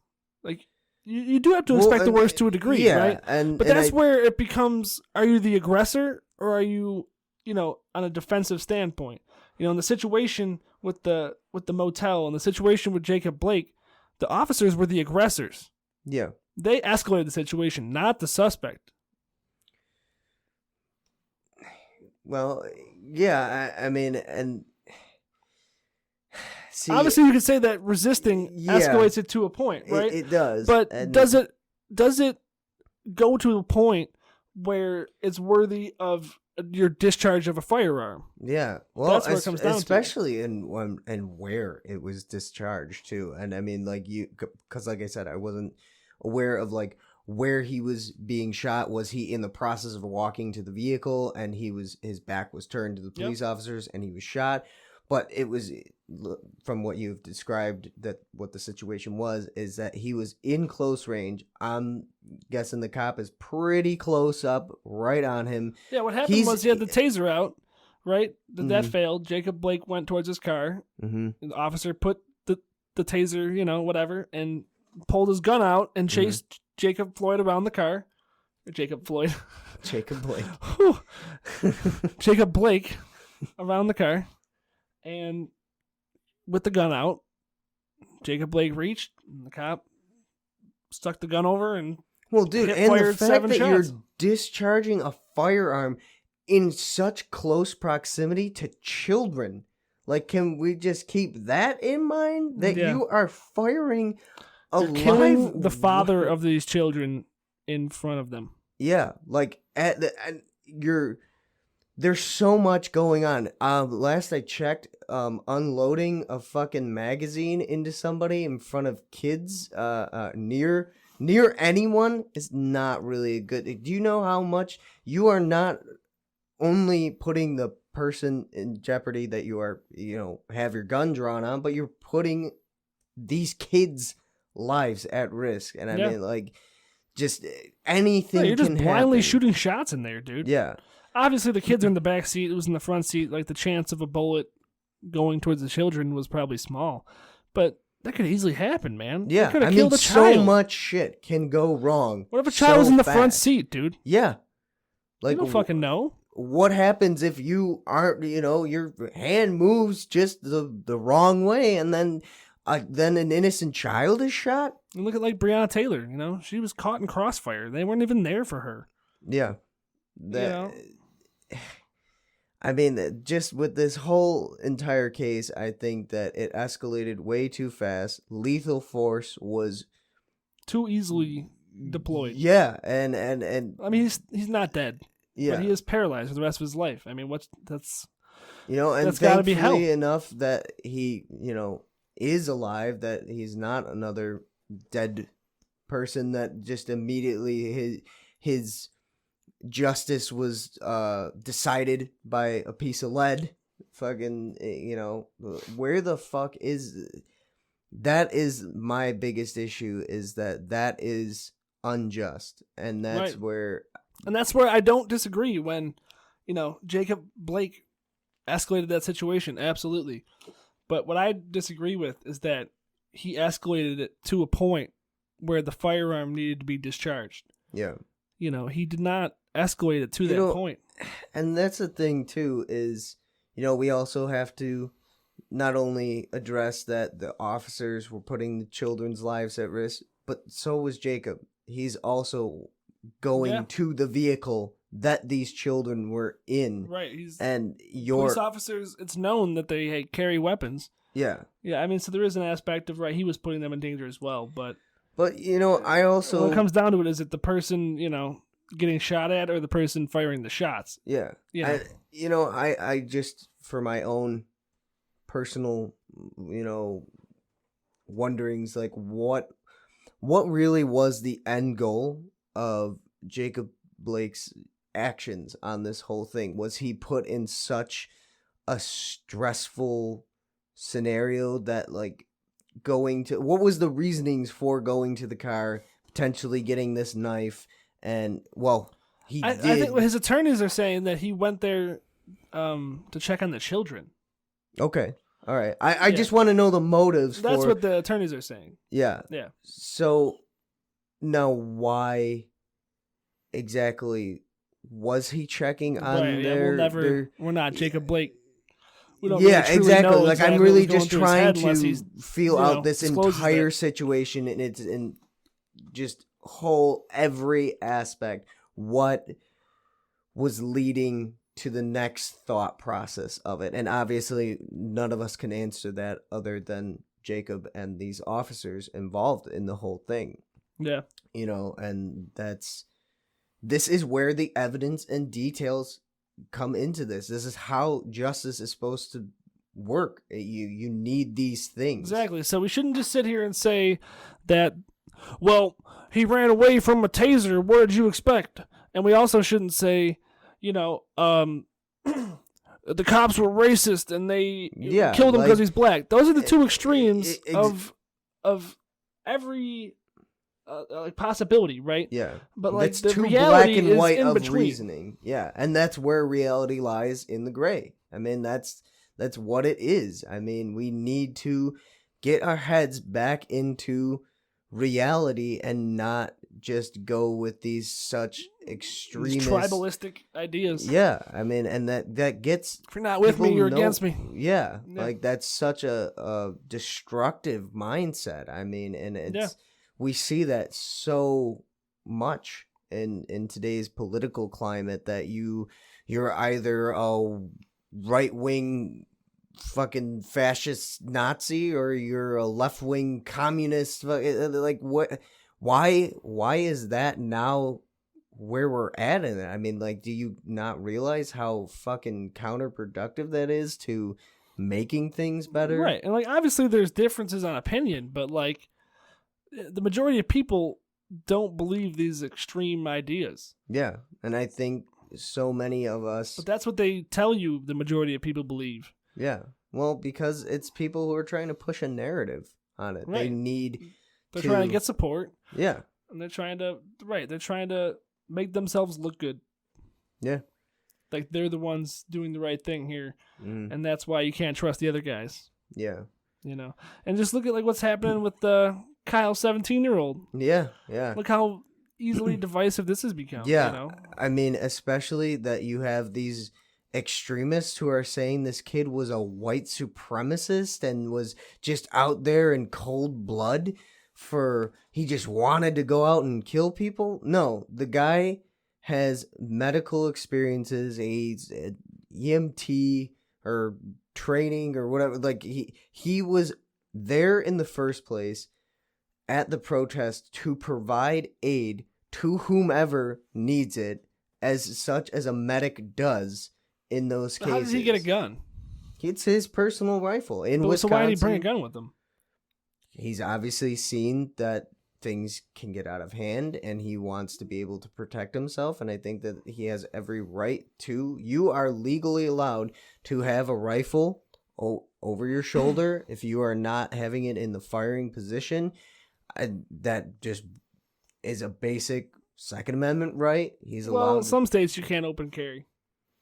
Well, he had a long gun, so that's the open carry laws. I think it depends on how they with the pistols versus long guns, like how it works in Wisconsin. Yeah, it's state to state thing. But I thought didn't he come from Illinois?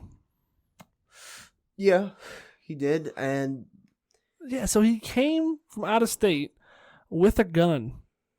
If your idea is, preventing an issue, right, with these protesters, it wouldn't you think that bringing a gun would only provoke the issue? Well, see, regardless of why he came from where he did over into Wisconsin, and I think that, I don't think there's anything wrong with wanting to be having your own right to self-protection. You are going into a place that, now I'm not totally sure on if he was trying to protect himself or either a business, or I don't fully have all the details on his reasons for being there. My main focus is he was being chased down. There's a video of him being chased by somebody who had already fired off a shot, and I want to say the person who had fired off the shot is the person who then jumped him. He was being jumped. He was being attacked. Yeah. He was getting attacked by I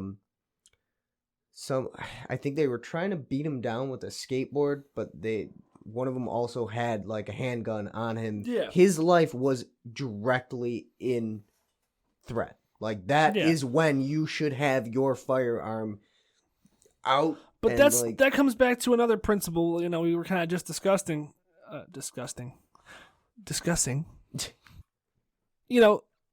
When you have a firearm, like, your obligation should not be to be the aggressor.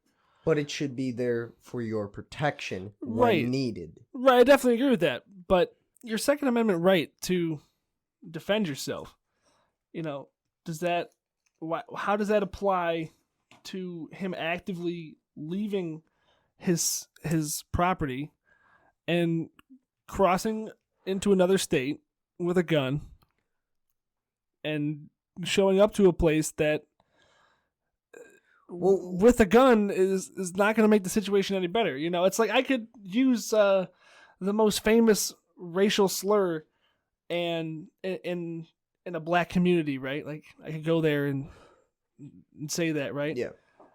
It's legal, but don't you think they're going to be upset? Mm-hmm. So it's kind of like he absolutely has his right to defend himself, but he is the one who actively, he didn't have to do this. He didn't have to get a gun. He is the one that decided to do this. Like he already took the first step. He put himself in the position of already putting himself at He put himself in danger, absolutely. But now why do you think that doesn't more justify the reason to have something to protect yourself? Because you know that, okay, I am putting myself... I'm going with that his motives is he's here to provide aid to anything that happens to go down. And he can do that without a gun. But why is he not allowed to bring that gun with him? Why am I not allowed to bring a gun into a library? Why can't I bring a gun to the police station? We're not allowed to bring guns to a lot of places. Yeah, well, I mean, federal buildings and stuff like that. So, but he already took the first step. But it wasn't in aggressing. You know what I mean? Because he was arming himself, and he left where he lived to go there with his gun. I still don't see why is that not allowed for him to do that. Why is he he's not breaking any laws. He is abiding by the Wisconsin laws where he is at. You are allowed to have a rifle on you. That is it is his protection. He's allowed to be in that place. Right. I'm not arguing that he's not allowed to do it. Yeah. I'm saying that he is responsible for what happens next. You know what I'm saying? He's definitely allowed to do it. It's legal, right? He's perfectly allowed to go there with the gun, legally. Yes. But he's taking the first step, and he's the one that now is going to be responsible for the consequences that come, because he has a firearm. Yeah. If he discharges his firearm, there's only one person accountable for that action, and that is him. He's the one that pulled the trigger. So, are you saying that the reason he was attacked just because he had a rifle on him? I definitely think that was a factor. So, why weren't other people attacked by people with guns and killed in this protest in Wisconsin? It was only him. He actively went out there with a gun. Because he showed that he was like a direct threat to them, is what you're saying? Like Right. He took the first step in escalating that situation. Right? If I show up to a rally, right, with a gun, mm-hmm. that immediately escalates things. If you show up anywhere with a gun, you are being the aggressor. Yeah. He didn't have to do that. He could have went on his merry way, helped the community, and went home. Yeah. He could have did it, been fine. Nobody else was getting attacked. Nobody else was getting shot. Yeah. But he went out there touting his rifle, and these people charged him. Well, we don't know how long he had his rifle on him. Maybe he had brought it with him. Yeah, but just as a still just had in it. case. He had it. Okay. When the incident occurred, he had it in his car. Yeah. And then once he heard shots being fired off, then he said, "Okay, well, shit's getting serious," because there is video of someone discharging their pistol off, and that could have been the motive for shit's getting real. I need to get my gun out. Yeah, but we have people for that. We have cops. So you feel that he didn't... Why did he have to take it upon himself? Like, a gun should absolutely be used for protection, but nobody was aggressing him until he became the aggressor and took that first step out there with his gun. Mm-hmm. He could have easily dialed 911 and, made an impact and stopped these people. Well, I think then that kind of really brings up the point of, if you're making the point that him having a gun in this,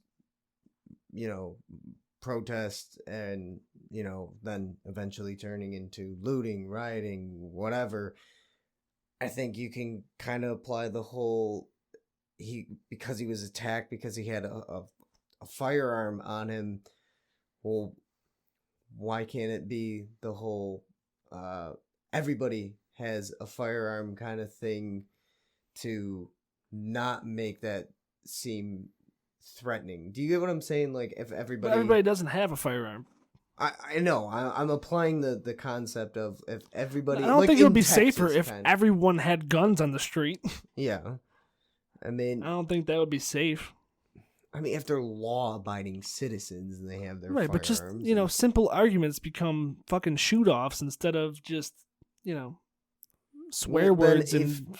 Unfortunately, if Kyle isn't allowed to have his gun at this, I don't think the other people who were threatening his life with a gun should have those guns either, whether they... But they weren't threatening his life. I definitely think his life was threatened. There were shots fired off before he even... Right, they weren't fired at him. They were towards him. They were in... There's the video of him running away while someone is shooting off a round in the air. Right, that round is going in the air. It's not going at him. I mean, I'm not gonna lie. He's like 10 feet away, or gun, what, I would want to have my gun on me. Right, but he put himself in that situation. They charged him. Okay. He comes up with the gun, and they charge him. The guy with the skateboard and this guy with a handgun. Yeah, so they also took a step towards aggression as well. Yeah. There's no denying that. But what I'm saying is that Kyle was a citizen of a different state and didn't even need to be there.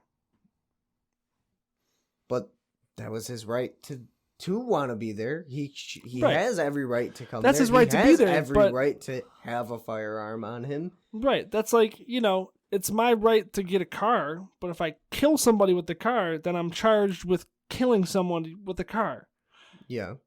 Yeah, that's the same principle. It's legal for him to own a gun. It's legal for him to have that gun. But it's not legal for him to kill someone. Well, that's why when he was being threatened, he was being attacked, and he did take the step to protect himself and shoot these people who were attacking him. Let me give you a perspective. Do you think he protected himself, or was it the citizens of that state with their guns that were protecting themselves? From From him. Well, that... Plot twist. Yeah. Well, that's where you have to really go into the evidence on everything and all the aspects of the both opposing forces against one another. Like hypothetically, what if this guy with the gun seen him coming down the street with a rifle, and that's why the warning shot was fired. We can argue that he was defending himself as well. And I think that that's where it kind of really all boils down to. We need more details in the case. I definitely don't think this kid should be right off the bat being charged for murder, whatever. Like this kid is like immediately already being charged with this. And after he did shoot and kill one of the attackers on him, he immediately put his rifle in a non-threatening manner. He had it hanging. He had his hands up, and he was running. He didn't have his hands up. When he was walking towards the cops, he had his hands on his rifle.